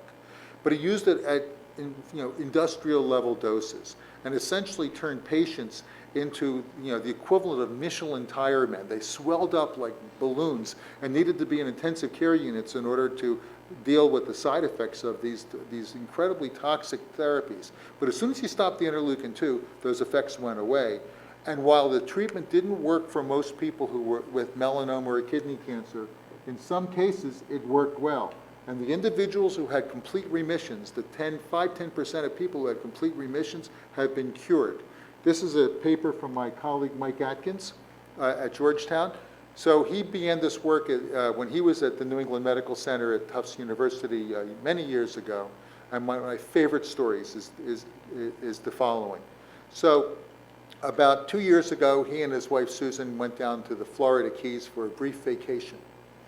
They were going to play tennis because they're big tennis players. She twisted her ankle and couldn't play, and Mike was really bummed out. And so he was walking around the tennis complex at this resort, holding his racket, looking forlorn, and all of a sudden, from the back of me, he hears a man's voice and says, "Dr. Atkins, is that you?"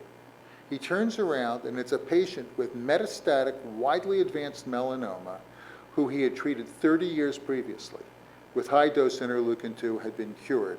And the man wanted to introduce Mike to his children. How great is that? I mean, that's what the power of immunotherapy is, and that's what we're going to be able to accomplish in many different diseases in the future. And the future is really rushing right at us right now. So, the war on cancer is fought one person at a time. I've already mentioned that. And the primary combatants, as you've heard from Sue, are the malignant cell population and the host immune system. The host immune system is the dominant enemy that developing cancers face, period.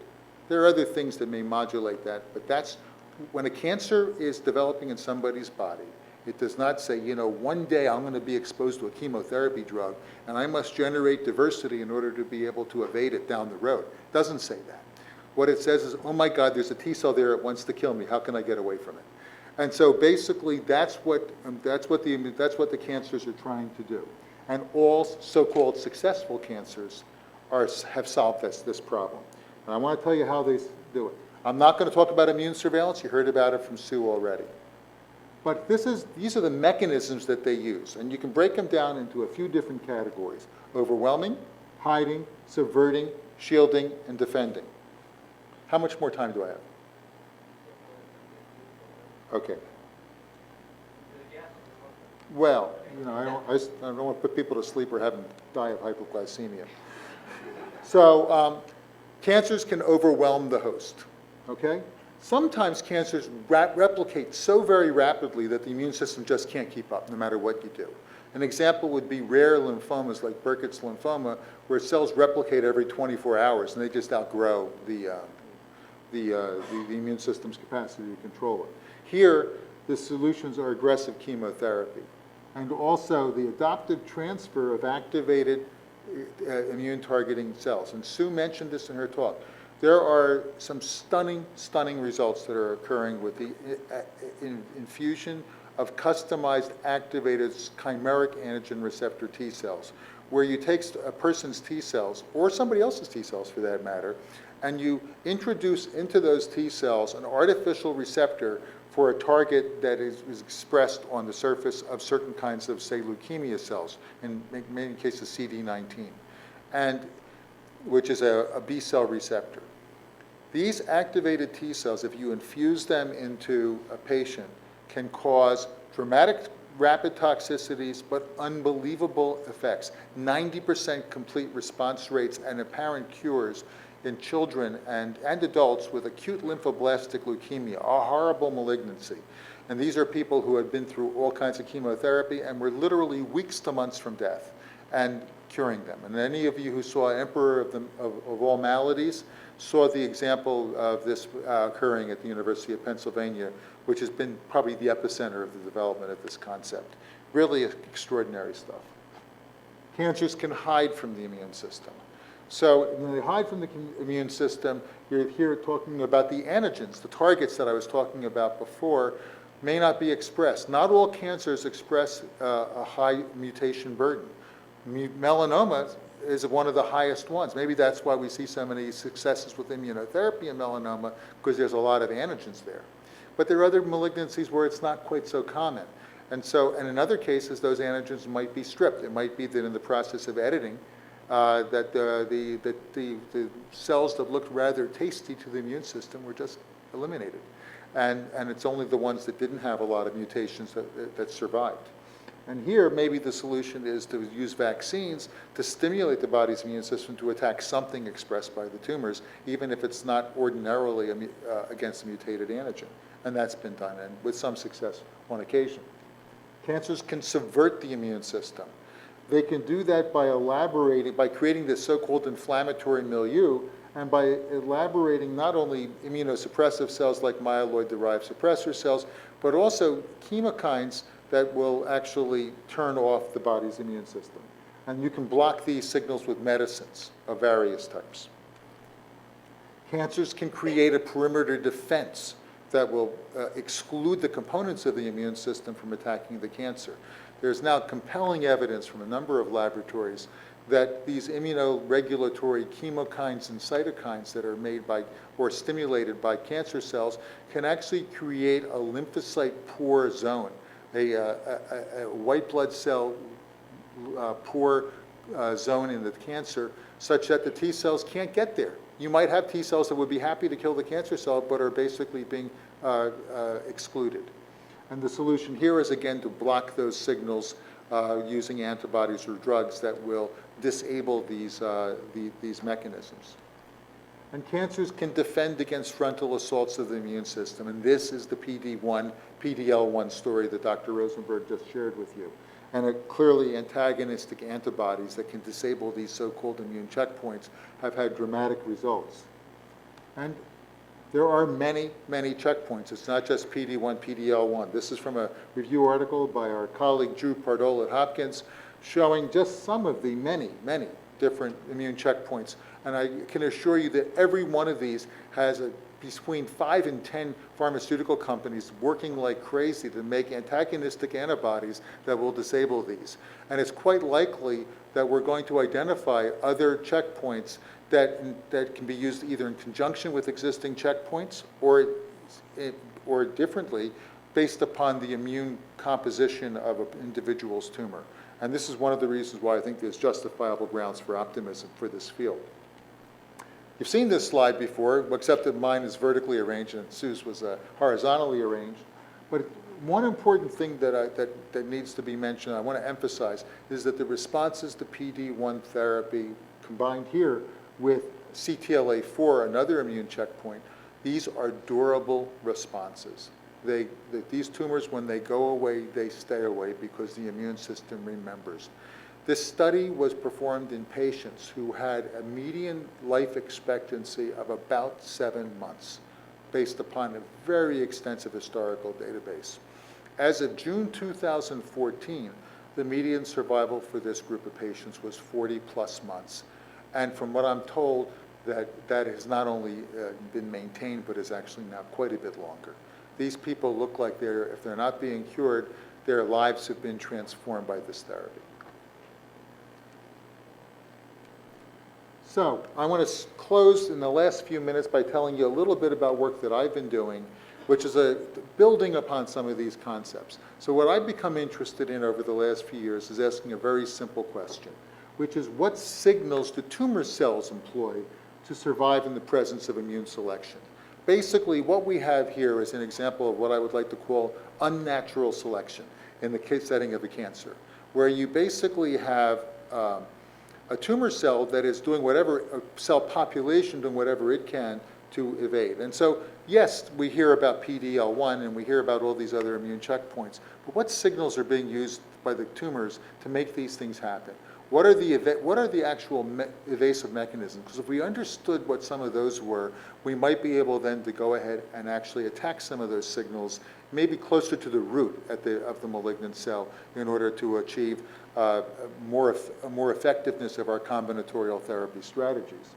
So our hypothesis was that the immune selection pressures will favor the in vivo expansion or contraction of certain tumor cells if we knock down the expression of specific genes in those tumor cells. And I'll take you through that in a second. And the way we did this is we took an shRNA library. shRNAs are molecules that are capable of knocking down the expression of a very specific gene in a very targeted manner. And you can create a library targeting the entire mouse or human genome and infect it into a tumor cell population such that every cell has, on average, one shRNA incorporated and one gene that has been knocked down. So what you've done is you create 30,000 or 18 or whatever subclones, and you can then ask, so what happens if you expose that broad population to a selection pressure? What gene knockdowns will favor the cell's survival, and what gene knockdowns will favor the cells being destroyed in a particular setting? And it's a very robust strategy. It can be applied to a lot of different biological questions. What we decided to do was to compare these selections in 3 types of mice, and I'll only talk about 2 broad settings in this case. One of them is in mice that are completely immune competent, and another is in mice that are immunodeficient and don't have T cell function. Okay, so we wanted to ask, so what is it that that tumors are doing to evade selection and attack by T cells? Got it? Okay. So, why is that important? We might identify tumor antigens. We would expect that if the tumor antigen gene was knocked down, that particular cell would grow more effectively in an immunocompetent mouse because the target for immune destruction would have been lost. We might be able to identify novel immune modulatory molecules, and we might identify pharmacological targets for combinatorial strategies. And so we did this, and I won't go into any details in the interest of time, but you can actually introduce these libraries. You can buy the libraries, and you can introduce them by lentiviral infection. It leads to a very high level of infectivity without damaging cells all too much. And we used a breast cancer cell line for these studies called E0771.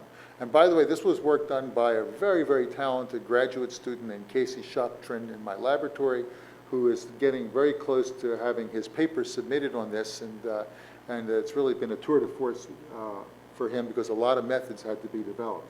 B0771 is a breast cancer line that arose spontaneously in a particular strain of mouse called C57 Black 6 many years ago. It grows as a syngeneic tumor model, and what's important about that is when you grow these tumors in a C57 Black 6 mouse, they don't reject it as being foreign. They say, this is me. So they're tolerant to this. And this is exactly what happens when a breast cancer is growing in a woman, or when any kind of cancer is growing in any human. It's a tolerant model. And these are tumors that underwent immune escape, using that equilibrium and escape paradigm that Dr. Rosenberg talked to you about. And they can grow rapidly and aggressively, so it's a convenient model for us. And so the experimental design was we infected these tumor cells with this library. We allowed the cells to grow out for a while. And as you can see, we had 18,000 genes that were contained in this library. We lost about 12,000 genes, probably because some of them didn't get incorporated in, and in other cases because when we grew these guys in vitro for a couple of weeks, some of those gene knockdowns were toxic to the cells and they died. And that's as you would have expected. And then we inoculated them in different strains of mice, and we basically then asked, what's the representation of gene knockdowns? Each of these gene knockdowns was marked by a specific sequence barcode, so you could go back and you could measure what cells had what genes knocked down. First of all, what we found is that if you grow these tumor cells in mice, the immunocompetent mice grew reasonably well, but the immunodeficient mice, the tumors grew much more rapidly. Not surprising, since the immunodeficient mice had no capacity to control the T cells. And this was the hit distribution, but I'm going to take you to the next slide because I think it's more relevant here. It takes a while for this one to load up. There's a lot of data on it. What does it take a lot? There it is. Okay. So this is what's known as a volcano plot. And I'll try and take you through this really quickly. These are all the different hits from the 18,000 genes represented in our library. In the upper left corner, you see genes whose knockdown led to an underrepresentation of the barcoded cells in the immunocompetent wild-type mice, okay? These are guys where the genes may promote survival in the face of immune selection pressure. So these might be tumor antigens, for example, okay? On the upper right, you see the significant hits where the gene knockdown led to an overrepresentation I'm sorry, I did that backwards. I get confused when I do this. Okay, these are the genes whose knockdown, where these are the guys that might be protecting the tumors against immune destruction. Here are the genes whose knockdown may be actually responsible for immune recognition and destruction.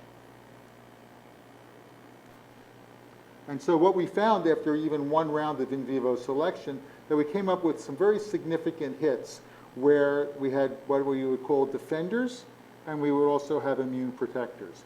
One of the immune protectors was a cancer testis antigen known as TEX9, where this is a well-known class of so-called tumor antigens. And what we found is that when we knocked down TEX9, that the cells that bore that knockdown were fivefold more overrepresented in the tumor population. So we think that's a tumor antigen. But then we had a few other molecules whose knockdown led to the selective loss of these tumors in the presence of immune selection, such as CD47, PEX14, and SGPL1. And I'll tell you about those very briefly. And we also then did a couple of other rounds of in vivo passage with these tumor cells, as suggested by Casey's thesis committee, one member of whom is Dr. Rosenberg here. And we found that there were fewer significant hits because the list got winnowed down by the natural selection.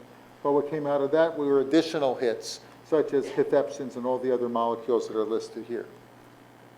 Now, to validate these, we don't know whether this is just noise or whether it's real. So what Casey did is he actually took a whole bunch of different shRNAs that looked like they were interesting and reintroduced them into these EO771 cells, grew them in skid mice and wild-type mice, and said, did I replicate the pattern that I saw before? And the answer is, in many cases, yes. Here's the CD47 molecule, a really interesting molecule identified originally by a guy named Irv Weissman at Stanford. It's known as the don't eat me signal to macrophages. It's what cells use to prevent macrophages of the immune system from engulfing and destroying cells. So they sort of basically say, no, nothing to look at here, I'm okay, you don't have to go eat me. Okay, and it turns out that if you knock down CD47 here, what you can see is it's rejected here, as you can see in the bottom, in the wild type cells, but in the SCID mice, the cells grow just quite wonderfully well in the mice. And on the other side, here's that TEX9 molecule, the putative antigen, and what you can see here is that if you use the TEX9 molecule and you knock it down, the tumor cells grow much more rapidly, as shown here in red, than they do if you use a negative control shRNA, suggesting that TEX9 is indeed functioning as if it were an antigen, and we're doing some studies to follow up on that. So Casey then started doing bioinformatic analysis, and this is where you can get the nexus of immunology and genomics going forward, because you can actually say, here's the hits we got, so where do they travel together? You know, are there any pathways that are useful? So what came up?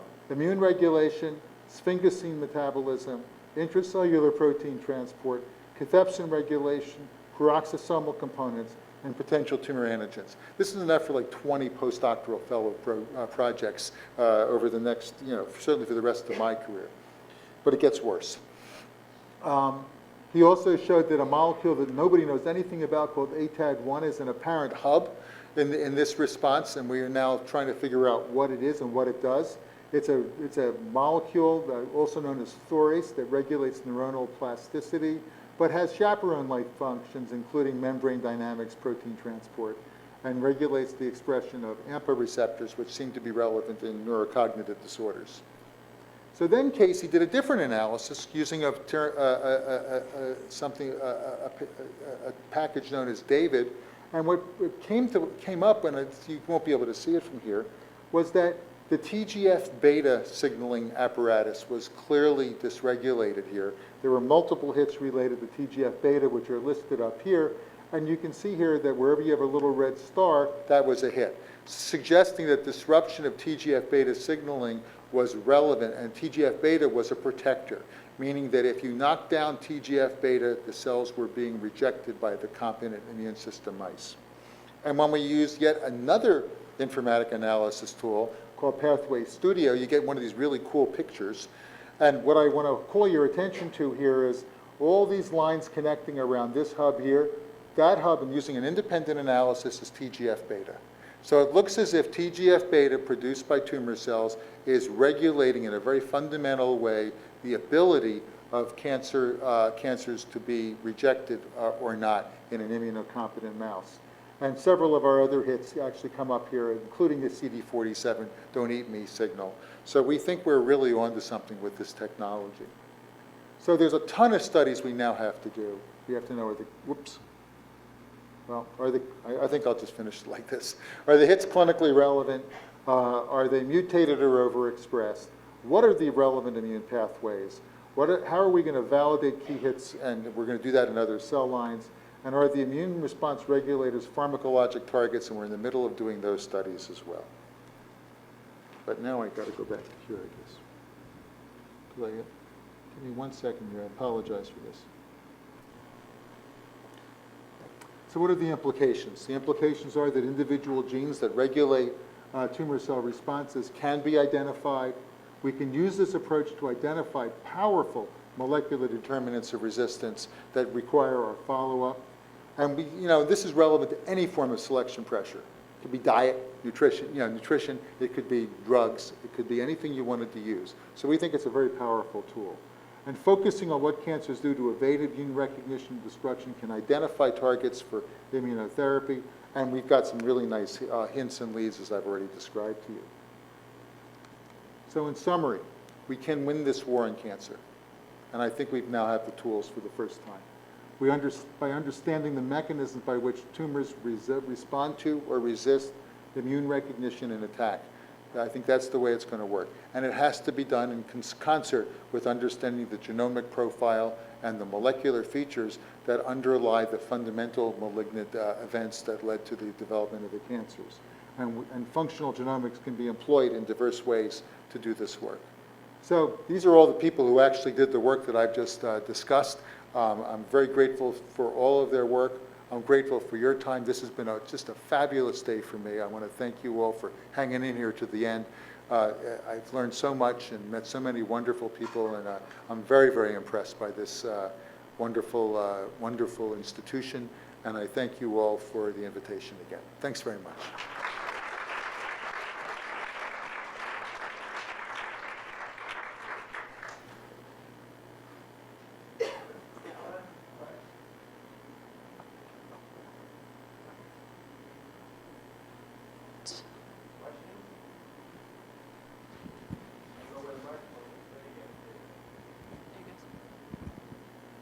So do you think those of us that are looking for small molecules are in the wrong game? Yes? No. No. Not at all, no. So here's what I think. I think that immune modulation is going to be an essential component of curative therapy strategies for cancer. I think there will always be a role for cytoreductive approaches to reduce the amount of variability that may exist to make immune therapy work better. I also think that as we understand the specific mechanisms that cancers employ to evade immune recognition and destruction, it won't just be about the creation of antibodies or vaccines. You're going to need to have small molecules that can take care of some of these molecules that are being expressed perhaps within the cancer cell.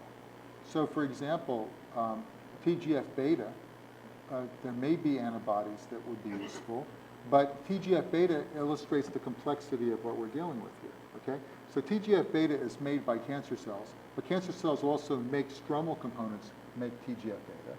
TGF-beta that's made by T cells may actually be host protective, but TGF-beta that's made by tumor cells is actually probably tumor protective.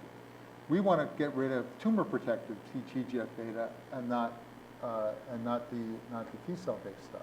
So you could imagine a need not only to use small molecules, but also delivery strategies, and I've seen 1,000 really interesting delivery strategies being developed here for actually making sure they get to the tumor cell specifically and not go after the malignant tumor stroma or the larger host environment. So I think there's going to be a role for everything.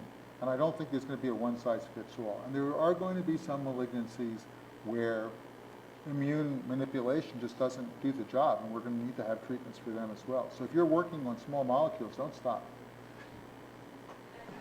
So you Yes. say a couple of your remarks it make me think a little bit in terms of, is it the number of mutations in the tumor, or is it specific mutations that are there? And I have a question for you. Do you think single-cell sequencing is going to help you in your analysis? Because you can now then start thinking about cancer as and see the heterogeneity of the cells. And maybe it's some cells or some population of cells that have certain mutations.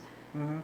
That's a great question. You know, I think that single-cell analysis will help us understand the clonal heterogeneity and develop kind of like the family tree of a malignancy and understand what might be the more important mutations that are shared amongst various clones and that might be the drivers as a result, as opposed to the ones that aren't.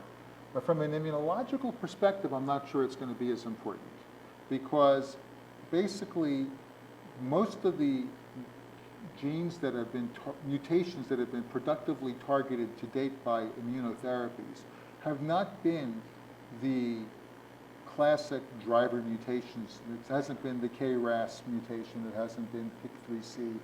It's been crazy stuff that you wouldn't even dream would be a mutation, okay? So I think what it is the immune system sees and wants to attack isn't necessarily what we want to attack, because the involved proteins are playing a critical role in signaling. So I actually think that a broad look at the whole landscape of mutations and amplifications and deletions is probably going to give us a stronger idea of what the candidates are. And then I think in the same way that we basically allowed the the immune system of these immunocompetent mice to ferret out what might be important, for immune recognition. I think once you understand what that mutational landscape is on Mr. Jones or Mrs. Smith's tumor, you then can say, so what is it that Mr. Jones or Mr. Smith's T cells are seeing and proliferating in response to and trying to kill, and can we make T cell preparations that specifically go after that? And then also, what is it that that tumor was doing to deflect the immune response against those antigens when it should have done that? And can we combine this treatment with a checkpoint inhibitor or analogous type of strategy to get maximum anti-tumor benefit? I think that's where we're going to be in the future. I think that's similar to what you said.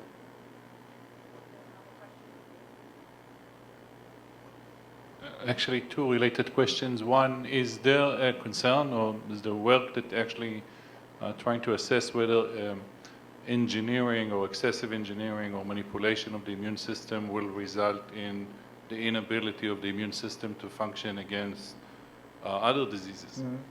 That's the first question. And the second one is, do you see a future where you can actually develop what do you call something, it's not a vaccine, but it's like a proactive measure, so it will immunize us against the development of cancer rather than wait for it to develop and then treat it?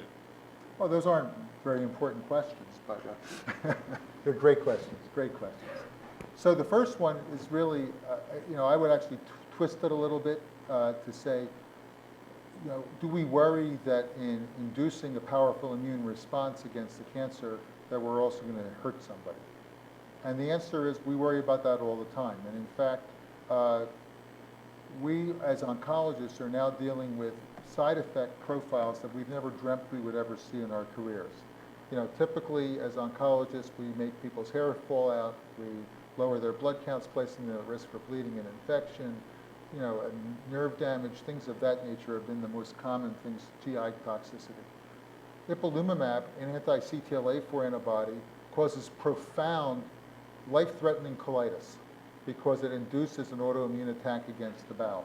It causes panhypopituitarism, knocking out some of your essential hormones that are like your ability to make cortisol, things of that nature. Other antibodies have had other similar effects.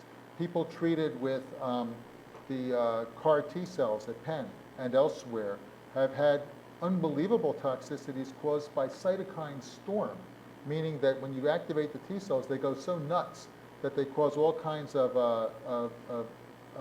side effects. And in fact, the first little girl who had the dramatic response everybody hears about would have died had they not recognized that she was pouring out more IL-6 into her blood than anybody had ever seen. Then there happened to be an off-the-shelf available anti-IL-6 antibody that had been developed for an autoimmune disease that they were able to use and save that little girl's life without compromising the quality of her anti-tumor response. So yeah, we worry about that all the time. One of the hopes that I have is that we'll be able to go tread lightly on the checkpoint inhibition stuff, since that will free up the dogs of the immune system to attack things, and aim at the tumor-specific mutations when they're available, because you're less likely to have big-time collateral damage to normal tissues from that. And then the second question was a great question, and it was about, remind me, pardon? Oh, vaccines. Yeah. So the question you're asking is whether or not we can have vaccines. So obviously we would all like to do that, but let me explain the challenge that we face from a clinician's perspective, really. So one of the most important treatment discoveries of the 20th century for cancer was the discovery that anti-estrogens can be productively used to treat estrogen receptor positive breast cancer. And the first really big drug in that regard was tamoxifen, which you may have heard of. So tamoxifen was a drug we loved to prescribe to our patients with breast cancer because it didn't make them very sick. Their hair didn't fall out. They didn't have much of anything going on. There was an occasional endometrial cancer that would develop in some of these people, and they would get some hot flashes, and they might get some deep venous thrombosis, phlebitis. And we go, compared to the other stuff we do to these people, this is a walk in the park. Well, you take that and tell every woman in this audience who's 40 years old or over that she should be taking tamoxifen so that she doesn't get breast cancer, because we know it prevents breast cancer. And let's say 3 of the women in the audience got phlebitis, and 1 of them got endometrial cancer, and all of them got hot flashes. How many of those women are going to say, yeah, I'd like to take that drug? and so that's the problem, is that the things that you're willing to do and people are willing to tolerate when they have a serious life-threatening condition is quite a bit different than what a person who is otherwise normal and is told there's a risk that you might develop something down the road. I mean, look at the craziness with the insanity, rather, about autism and vaccines. Totally unfounded and unsupported by any data, right? Yet it hasn't stopped, generations of well-meaning but wrong individuals from denying their children life-saving vaccination strategies. So,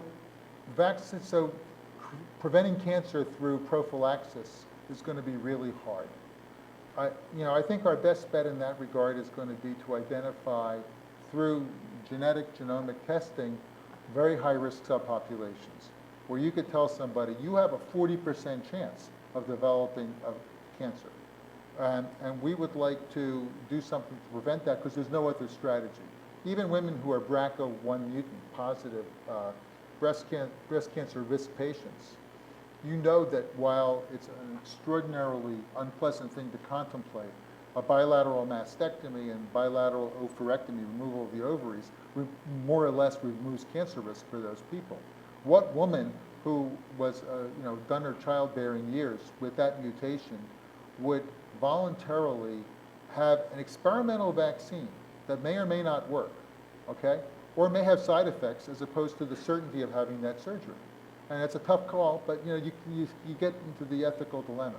So I think, and until we know for sure that we've identified who has a very high risk for developing a malignancy, and that the intervention that we have is likely to work and is certain to not cause major toxicities, I think it's going to be a long road before we can develop a vaccine.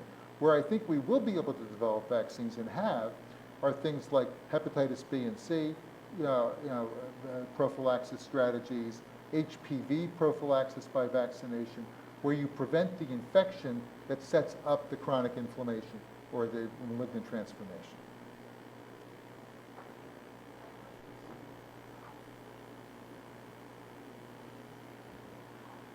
You mentioned things like tamoxifen, and you also mentioned things like cytokines to help calibrate my own thinking about what's the approximate molecular weight or number of atoms in either species, how large are. You say small molecule, how small? When you say these other species, how large?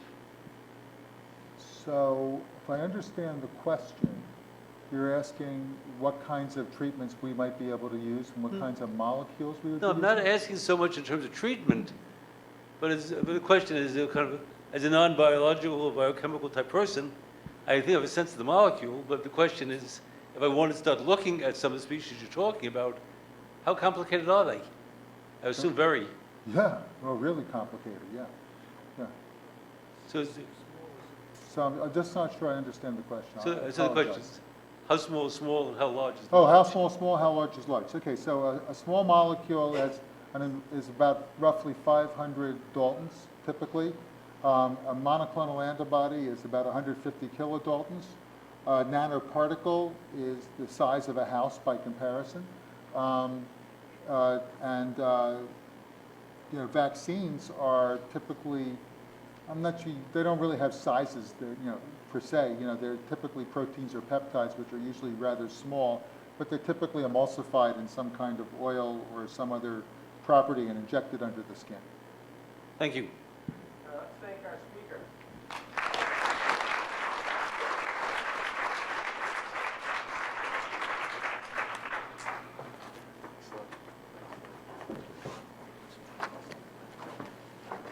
Well, this is comes near the end here. Just a couple items to finish up. First of all, I'd like to thank Dr. Rosenberg and Dr. Weiner for excellent talks.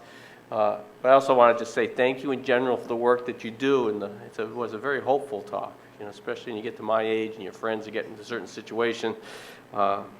We really appreciate the work that you do. that's out there. We do have a couple gifts for our speakers. We typically give them a clock, which is a look-ahead function. So the clocks for you are up in the front. We can ship them off to you in the future. I think there's more food back there. I'm not sure. We want you to enjoy that. I'd like to thank our sponsors again, and thank you all for being here for this year, and we look forward to seeing you next year. So thank you, everybody.